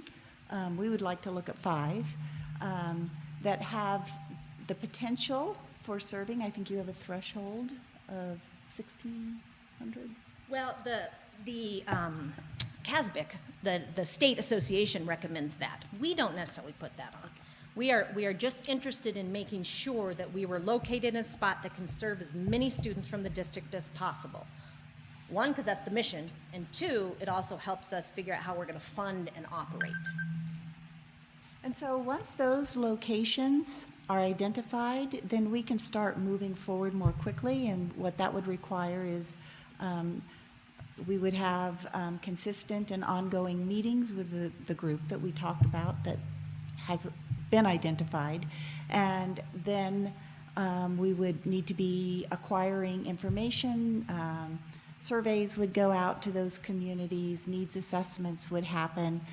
We'd be looking at that data, following an ongoing process that has already been established for us. And then at the point that we are operational, we can start, and by operational, that means that that the site is equipped and they can move in and start working. Is that a good summary? Yep. So we say we choose a school, and whatever school we choose, we'd probably pick one somewhere. If we went in a school, right, you'd have the population in that school plus possibly the population in a nearby another school, because our schools are not that far apart. But then how do I get the kids that are in that building, that's an easy said and done, they're right there, they walk in, whatever. But then the kids that are maybe the elementary school down the road or the high school up the street or the middle school down there, how does that work? As far as like being able to see them without the parents having to drag them there. Maybe you want to talk about how people come from the other schools? So in Weld County, we do serve all District 6 and their siblings. And if they're not actually at that school, then, the parents would need to bring them. Okay. So we're, just to clarify, we can only do 1 site in the district, is that correct? Oh, no. To start. We would talk about multiple sites. Okay. But So I think starting with Right, one. but it is possible Oh, to absolutely. Because, this Absolutely. is something we've needed for Ever. Yeah, Absolutely. yes. Absolutely. So this is really exciting, and it's going to be so impactful for our community. Thank you so much for putting this all together, really. This is Awesome. long overdue. Every school. Dr. Schaefer, what do you need from us to move forward and expedite? I'm not hearing any negatory comments here, right? Okay. Yeah, I think. I want to make sure. The group was looking for just affirmation from the board. Did you get that? And I think our directive, or certainly our ask, would be to expedite this as quickly as possible. I mean, I think our best hope would be fall of next year. That's our best hope. Now, is that reality? Whatever, we have to check every box and go through the process, but what I'm hearing is enthusiasm for this. And I did have one more question. You mentioned that in one of your facilities, they were like, could you be open longer, be open more during the summer? What's the holdback from that? There wasn't. So we started just with school hours. And then as the population grew and as the patients grew, then the school said, hey, we think it'd be great if you're open longer. We said, absolutely, so we opened. Okay, so just as there's more need, you're able to do that. Okay. And to help with your question about how the other kids come, we open a little bit before school starts and we are open after school. So let's say I have my child at school B and I want to take them to the school-based health center. I pick them up after school and I can get them there. Okay. All right. Anything else? Excellent presentation. Thank you, ladies. This is very exciting. Great. All right, let me find my papers here. Next, I know, wait a second. Next is let's see, item 7.3, new courses for 2020 and 2021 school year. Dawn. Yes, thank you. So tonight we're bringing forward to you 5 courses that have been through a process, and the team will describe the process as well as the courses. And we're seeking your approval tonight so that we can get them into our course guidebook so that students can start to pre-register wow, soon, in a few months. So that takes a little bit of time for us to do that. So I'm going to turn this over to Shannon Clark, our Director of Curriculum and Learning Design, Chastity Stringer, our Assistant Director of Assessment and Evaluation, and Theo Robeson, our Director of Secondary Education.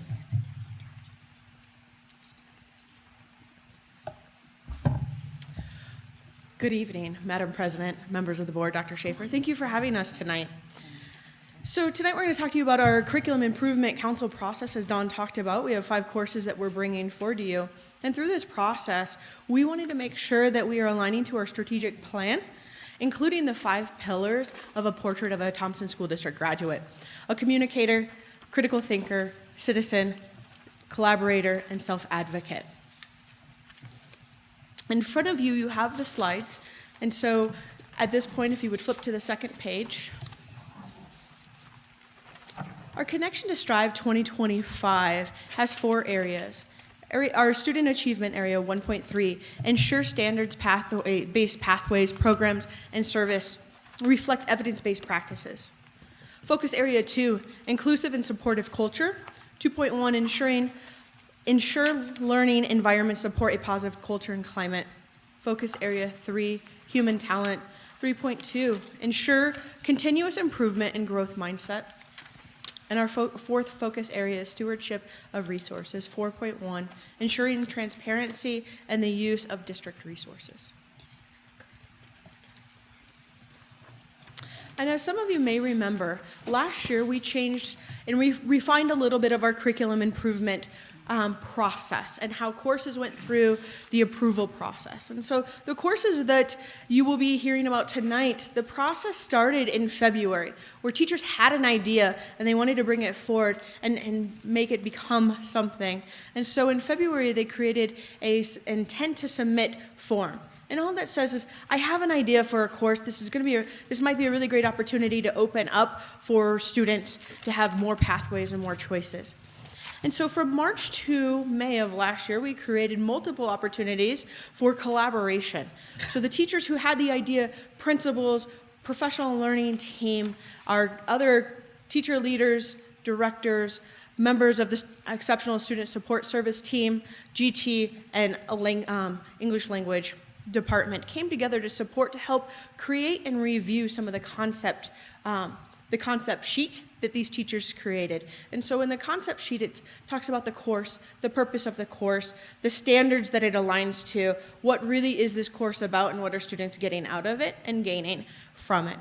And so once that's completed in September, the principal and the teacher will come to the Curriculum Improvement Council district team and present their course, talk about the why this should be a course and what opportunity it brings for Thompson School District students. They also talk about the pathways, if this is a course that's building on another course, or if this is a need for that pathway. And through that presentation, the District Curriculum Improvement Council team will make a decision to recommend that to the board for approval, as we are tonight, or we will also give feedback of, here are some things that you might want to consider or tweak to make sure that it is aligning with Strive 2025. After tonight, if these courses are approved by the board, they will go in our course guidebook, as Dawn Huckabee said, and students will be able to register for these courses for the fall of 2020. After that, once the course has been in place from the start of fall 2020 to that April, then they will go through a reflection process. So courses that are new this year, who went through this process last year, in April we'll bring the teacher, the principal, back to the Curriculum Improvement Council, and we'll have a reflective conversation. What worked? What went well? What did students gain? What did you notice? So we can make sure that we're making adjustments and improvements to the course as we go. After the full second year of implementation, we will solicit feedback from students participating in the courses and from parents. And that will be brought to the Curriculum Improvement Council district team, and the decision will be made to whether this goes in the course guidebook permanently for each student at every one of our schools to be able to participate in, and not just the school that is piloting it that the teacher brought forward. So that is the process of our Curriculum Improvement Council. And from that process, we've brought forward 5 courses that you will hear about now. Madam President, Dr. Schaefer, members of the board, thank you for having us tonight. So as Chastity mentioned, we get a group together that the teachers then bring their proposal, and oftentimes the principal will be with the teacher to bring those proposals forward. This year, our district review team consisted of Tracy Stagel, the Executive Director of Teaching and Learning, myself, the Director of Curriculum and Learning Design, Theo Robeson, Director of Secondary Education, Chastity Stringer, Assistant Director of Assessment and Evaluation, and Andy Chrisman, President of TEA. And Theo and I are going to tell you a little bit about these 5 courses that were brought forward this year. Madam President, Dr. Schaefer, members of the board. So one of the things that I want to highlight during this process is the amount of flexibility and really a lot of the support that teachers have with developing these courses, and their enthusiasm and excitement for it has been pretty incredible to see. For this is my second time going through this process. The first course that I'm going to talk about tonight is statistics course. This class gives an option for students who want to learn the concepts around statistics but may not want to take an AP course.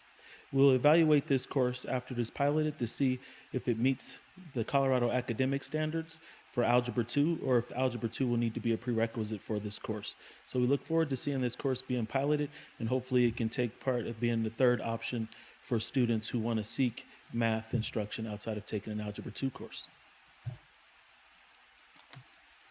We would have done these slides differently had we decided who was going ahead of time, so it'll just be the revolving. So the second course that we're bringing forward tonight is French 1B Honors, and this last year French 1A Honors at the middle school level was approved, and so this is the next step for that. So this is at Irwin Middle School.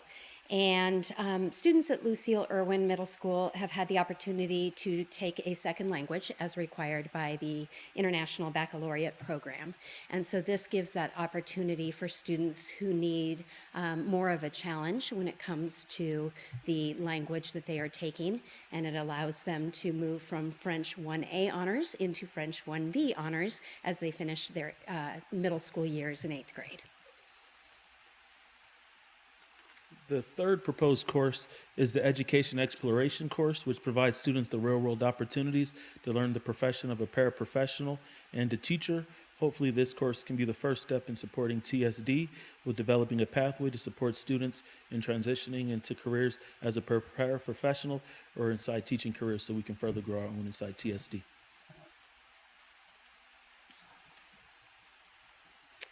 Next, we have the Berthoud Leadership Academy 10, Global Communications. Last year, the board approved Berthoud Leadership Academy 9, Teen Challenges and Choices. This is the second class in the Leadership Academy progression. This program is geared toward leadership and other skills that can culminate in a senior capstone project that has a specific and measurable impact on a community or entity. So this builds on the 9th grade Leadership Academy class already being offered at Berthoud. Our next proposed course is the school-based enterprises, which provides students the real-world experiences within retail and wholesale and goods services. Students will develop their skills designing a school-based marketplace that supports the needs of the demands of the consumers, which are their high school students. Those are the 5 proposals that were brought to the committee that we are now bringing to you. As Theo mentioned, we're very excited about the excitement that the teachers who created these courses had around the possibility that these could bring to students and offer them some different choices outside of what's already being offered. Are there any questions? Pilot classes, or do we already have some of these classes at other schools? For example, statistics, do we have that at a different high school already? We don't. We only have AP statistics. And so this would be an opportunity to take the statistics course without it needing to be the AP class. Okay, so going back to my original question, are they all pilot courses then? Yes, none of these are currently being offered in any of our schools. Barb? I was just curious about the middle school one. I know that it at, which school is it? Let me see, Lucille or what? They offered a language. So how many participated in the French 1A? I mean, is it going to be a course that when, as it goes up will be full, or is it just going to be, and will that transfer it all over to other schools then, since it's a foreign language that's part of the IB? Right. Yes, right now, French 1A is full. There's enough students to offer that class without any question about the sustainability of French 1B honors as well. And as far as it moving into other schools also, it is definitely unique to Irwin because of the IB focus. However, as soon as these are adopted, it does give us that flexibility to be able to look at it amongst all of our schools. So kind of the same thing with the Berthoud Leadership Academy, even though it's Berthoud, it could be expanded to be another type of leadership academy. Absolutely, Okay. yes. Those are the questions. Is the French 1B, is that a semester or a year? It's a year-long course, yes. Okay. So the middle school language courses are basically taking a year of high school and dividing it into 2 years. 2 years. So basically, if you do 1A and 1B, you start out sophomore French? Yes. When you go to high school? Yes. Okay. Yes. All right. Can you give me kind of the idea of some of the criteria you use to determine which ones you're going to accept and which ones you're not going to accept? Sure. It was nice because there weren't, a huge number of them that came forward this year. But we did have some questions on a few of them before we felt like we wanted to recommend them to you. And so a few of the criteria that we looked at is, as Chastity mentioned when she talked about the progression and the system of how we did that. Standards alignment. We really look at where is there a need and where is there a gap. So we all had our course catalogs open at the same time to kind of cross-reference and see if, well, this looks very similar to this, tell me more about that. Or, man, we don't have anything that reflects that yet. Really looking at the vision of the teachers. And then, like I said, the principals often came with them as well. And why are we looking at this? How does this benefit the students in Thompson? What can we gain as a district by these different choices to allow kids to explore? A couple of the proposals, we asked some follow-up questions later after we had time to kind of think it through and asked, if they'd thought through resources or if they'd thought through what the next step to that would be. How is statistics going to look different than AP statistics? Those kinds of questions. And so it really came down to, is it aligning with the standards? Is it aligning with the expectations that we have for our students? Is it a need? How do we know it's a need? Where's the gap? And what is the potential that this could create, like Theo had talked about with the education course? We already have the teacher cadet program. However, this isn't just for aspiring teachers.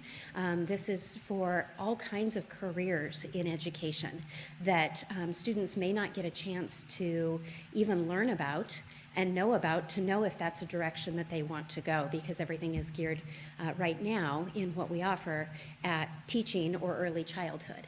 And so that was an area that we thought that could really bolster students' knowledge about what might be out there and a direction that they may want to go when we talk about, career tech and looking at how do we put those opportunities in front of kids. Do a follow-up? Yeah, sure. So I have a concern too, and I want you to tell me if it's a legitimate concern or if I need to not be concerned about it. But so on the one hand, it's exciting when teachers have passion, kids have passion, we can offer these sorts of things. But I also know when kids, that all these classes take FTE, which we have a limited amount of, and it takes space, which we have a limited amount of. So there's kids all the time that are trying to get their schedules to work and take core class and everything they need. and courses aren't offered, and therefore they're forced to take courses maybe they don't even want to take just to make their schedules work. So the more classes we add that takes more FTE and more space, does that add to that problem, or is that a concern I shouldn't have? All of these courses will not take additional FTE. So that was part of the question that we looked for as well. Is there a budget ask? Is there an FTE ask to make this happen? And so all of these can be built in with what we currently have, which is part of why they're starting as a pilot in one building, to make sure that the course is really flushed out before we look at how could that look other places. So at this point, it's not a concern, but I understand what you're saying. So it's FTE, it's not additional FTE, but this FTE could be used to teach other classes that kids need to make their schedules work, but rather than teaching those classes, they're going to, same teacher, just teaching something different. Yes, I could step up with that a little bit. But that's a great question, because this is something that we have conversations with, just not about the course proposals, but also in general when it comes to CTE or fine arts. And the thing that it boils down to is that teachers have to build and they have to figure out the conversations that they need to have with kids in order to try to be able to present classes to students. But the thing about it too is that, technically speaking, people have to step up and they have to really jump on board with trying to support what they want to offer. And you hate to be like that, but that's the reality of it when you're a teacher trying to teach new content. I think the unique thing about this is when teachers are excited about it, and during the second year when they have to get that data feedback from their students and from their parents about what they might need in order to have this course be more successful. And also the other part to it too is that ultimately we want to give teachers every opportunity to try to promote what they want, but they have to be the people that go out there and try to celebrate it and try to basically generate the energy around it in order to get it to run. So the reality of your question is it can eventually cost the principal some FTE as it relates to offering one thing over another thing. That's for sure without the case. Because it's all based on numbers and what kids want to register for. Yes. I'd also add, we want to be responsive, we also want to be relevant, and we want to be agile. And so as we continue to reflect on our courses, there are times that we need to refresh some of our course offerings. And a number of these courses are pathways, and so when we have students in the pipeline, it's incumbent on us to continue offering opportunities for them to continue to grow and develop. And so at least two of the courses that you see here are these pathways, things that we're deeply interested in, where kids can pursue interest. The statistics class is brilliant. So we do currently offer AP, but for some students that may not be the route. They may not want a college level course, but maybe statistics is highly relevant for them, and maybe they're looking for a challenge and extension in math, and again offers additional opportunities so they're not necessarily taking AP. To what Theo mentioned, teacher passion is super important, but so is student interest. And so matching teacher passion with student interest and being responsive, I think we need to continue refreshing, taking a look at the courses that we're offering. Do we sunset classes? Absolutely. Our high school principals use something called demand scheduling. And when courses don't take, they don't take. And so when they're not taking, then they take other courses. And when we have lots of kids trying to sign up for certain sections and we don't have enough, then we need to take a look at that and see do we need to offer more sections. So having a continuous refresh cycle and really offering new courses, that is a direction that certainly an expectation for learning services, something that we're doing, and I'd like to continue seeing more of these. Anybody else? Dave? Just one comment. I'm thrilled that a student could take a statistics class instead of another algebra class. Because I was just thinking about it, and something I know about. Algebra is the approach of saying, I want to find something. Let me create a way of thinking to find that. Statistics is the opposite. Something happened. Now, let me learn what happened. It's the opposite. So the idea they could think two different ways is just a wonderful opportunity to develop a person's critical thinking. And the thing that I would add to what you said is what it boils down to a lot of times when I go out and I talk to students in classes is them understanding how it's relevant to the real world. And I think that statistics gives them such a concrete opportunity to understand how it relates to the real world, because a lot of it's going to be based around what's going on socially in their environment. Absolutely. Yes. And that's the basis of all baseball Baseball, and that's the national pastime. This is a patriotic thing. It's all about patriotism. It's all about it. It's That's all right, about that's the only reason we're doing it. it. Of course. A quick question actually about statistics, would that count, it's a year-long class, is it? Yes, it would be. Would that count for their requirements to graduate their math class? Yes, it would, for sure, Okay, it certainly that's would. even better, because Yes, I know we're always looking for those type of math classes. Yes, indeed. And if there's one thing I hear from kids in college, I wish I had taken statistics, and this is gonna make it much more open and accessible for our students, so. And this is- selfishly, I wish it was a year 2 class and not a year 3, because it would certainly support kiddos that may struggle Yeah. and make it barely through algebra, then they're gonna go through that challenge of geometry next. It worked to me better if we could make it earlier in the progression for math. Can I have one more comment? You may I have just one wanna, more second. just want to make a quick comment of complimentary. My daughter graduated Colorado School of Mines, #1 in her class in environmental engineering. She got straight A's, she got 1 B. Her B was when she took a minor. She took 2 extra classes in her minor, and in the year statistics, she got a B. I said, what happened? She says, I never, ever looked at the book. I just relied on Mrs. Brandville from Berthoud High School, taught her in AP, and she got a B at the Colorado School of Mines from Berthoud High School. So why I'm up here, it just paid back for the service Thompson School District offered my children. It was. I have one quick question. The education exploration class has a fee attached. It's the only one that looks like it has a fee attached. What's that about? No fees. I'm just curious what the, They had written that in as a fee for transportation Oh, because to do they want to field be trips able to go and do observations outside of the school. Also, UNC has a conference in February for prospective teachers.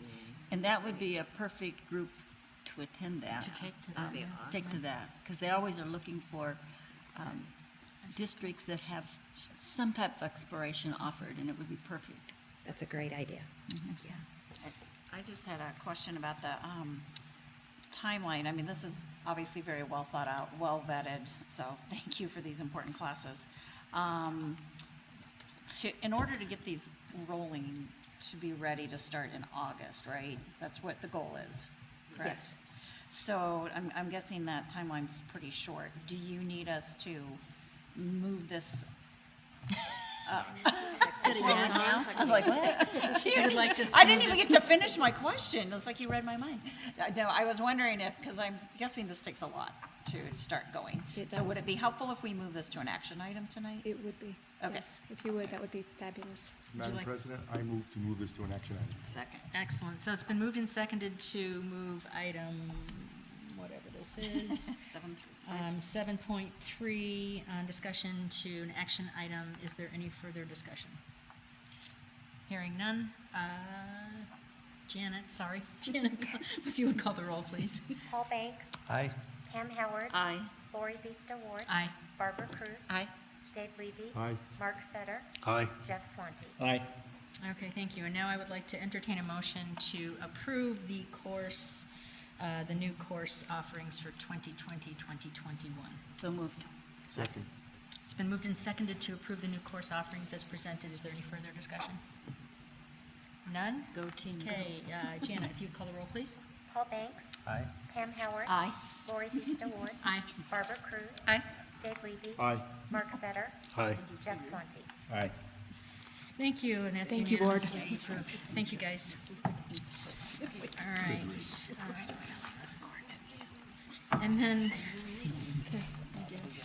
last but not least, is item 7.4, 2018 mill levy override projects update. Gordon. Madam President, Dr. Schaefer, members of the board, Gordon Jones, Chief Financial Officer for the district. Madam President, thank you for the opportunity to present last on the agenda this evening.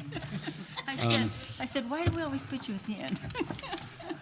If I could, thank you, Mr. Levy, for your earlier comments. It's been a pleasure to learn school finance down that magical journey that it is with you and your role as treasurer, and respect is mutual. Thank you. The update or the discussion item for this evening on the 2018 MLO projects is consistent with the desired outcome 4.1 of the district's strategic plan Strive 2025, which is to ensure transparency in the use of district resources. So just a quick update really on progress that was made on a variety of items that the board should be very familiar with. They were approved by the board once the MLO was approved by voters last November. Just a few quick comments on the general comments page. These are preliminary numbers. The auditors are in the office this week, actually, conducting their final field work, and then we'll be assisting the staff in preparing the CAFR that will be presented to the board in late November. So these are preliminary figures. This is, as I mentioned earlier, the result of the approved 2018 MLO override from the approval of the voters. A few key terms to keep in mind as you're looking at the following slides is actual amounts are those items that were truly actually received and paid for by June 30th of 2019. Encumbered amounts are those items that had a purchase order issued for them, so the budget dollars were encumbered, but not necessarily consumed or received by June 30th, but the dollars were certainly allocated for that or encumbered for that. And carryover is a term that refers to budgeted dollars that were approved by the board but not used in the current year and carry over to the next year and are available for expenditures there.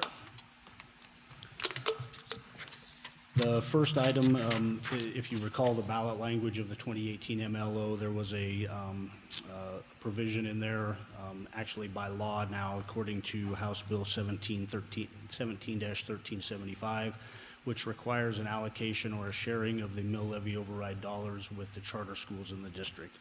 This page shows, or this chart shows, those dollar amounts that were budgeted, the actual dollar amounts that were transferred to the charters in that regard, and then any variance from budget. The variance from budget is not a carryover in this case because it is truly based on just the dollars that the tax dollars that were received and the student counts or the funded pupil counts that resulted in that allocation. Can I interrupt and ask Please, a question Madam President. So we basically over budgeted a little on those? A little bit based on projected student counts that enrollments. were put in place at the time the budget was adopted. Okay, and so that then goes back into the big bucket? That's It's it. not set aside for charter school? That's exactly forward. correct. Okay. It goes back into what we would call restricted reserves in the general fund reserve balance. It's restricted for purposes called for in the 2018 ballot language, but not to allocation to charters. Perfect, thank you. The next page details some of the technology projects that were previously approved by the board. Just a couple things I'll point out there. These were priority spending items. You can see the amount of carryover that is left in the far right column reveals what some of the priorities were. So the two budget items that have the least carryover, which means they incurred the most expenditures in the last year, or the last half of the last year, are student technology and the staff technology replacement and support.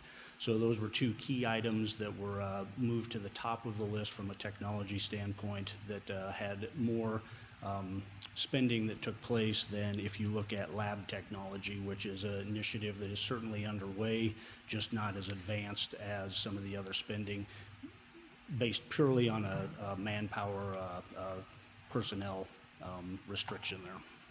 But the dollars are certainly available. Third page is the curriculum projects that were adopted. So the staff, the board had adopted allocation of dollars for two specific curriculum adoptions, the elementary literacy and the middle school math.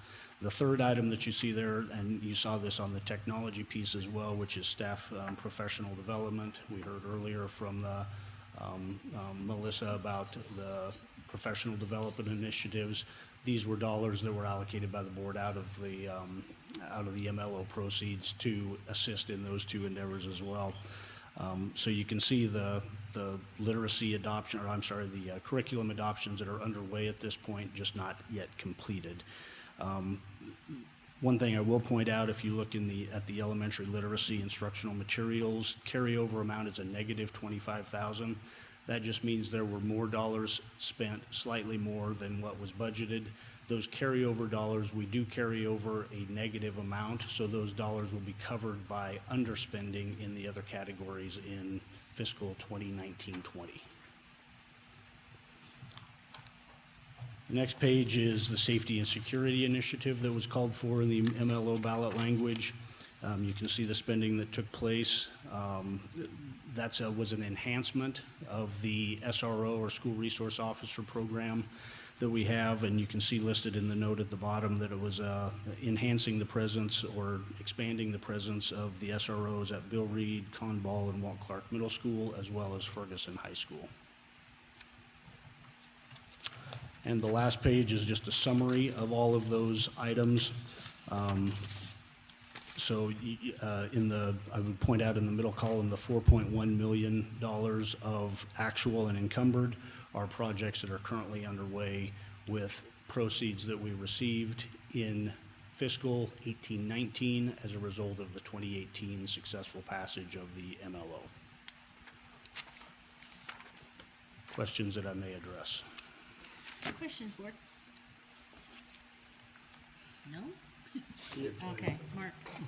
On the safety and security, we had budgeted $280,000, and then actual encumbered is less than 50% of that. How did that happen?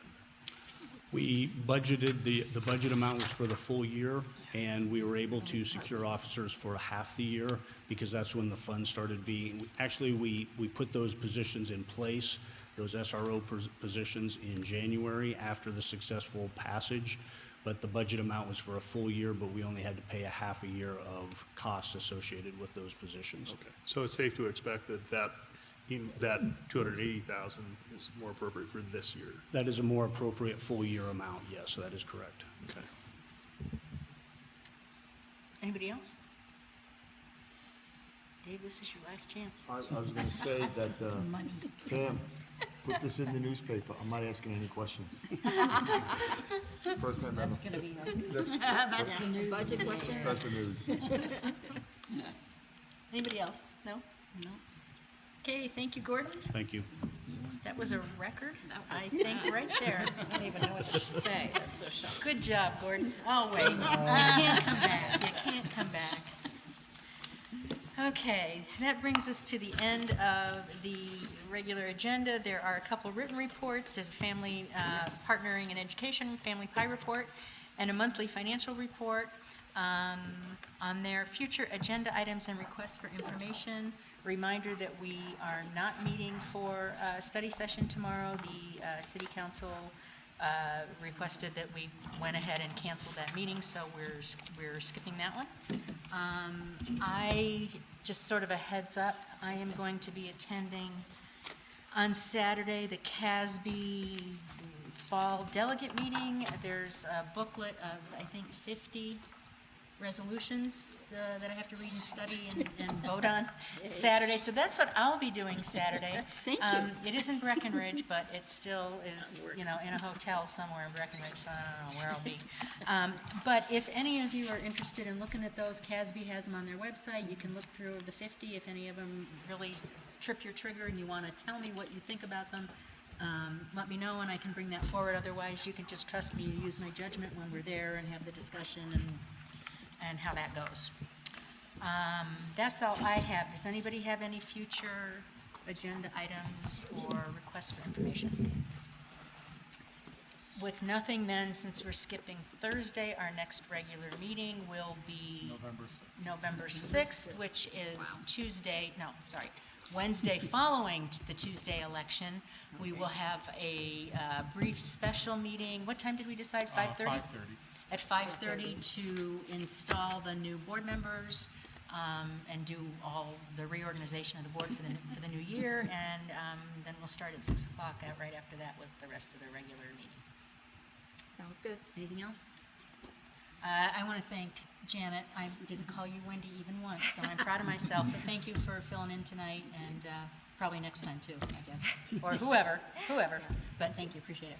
All right, adjourned.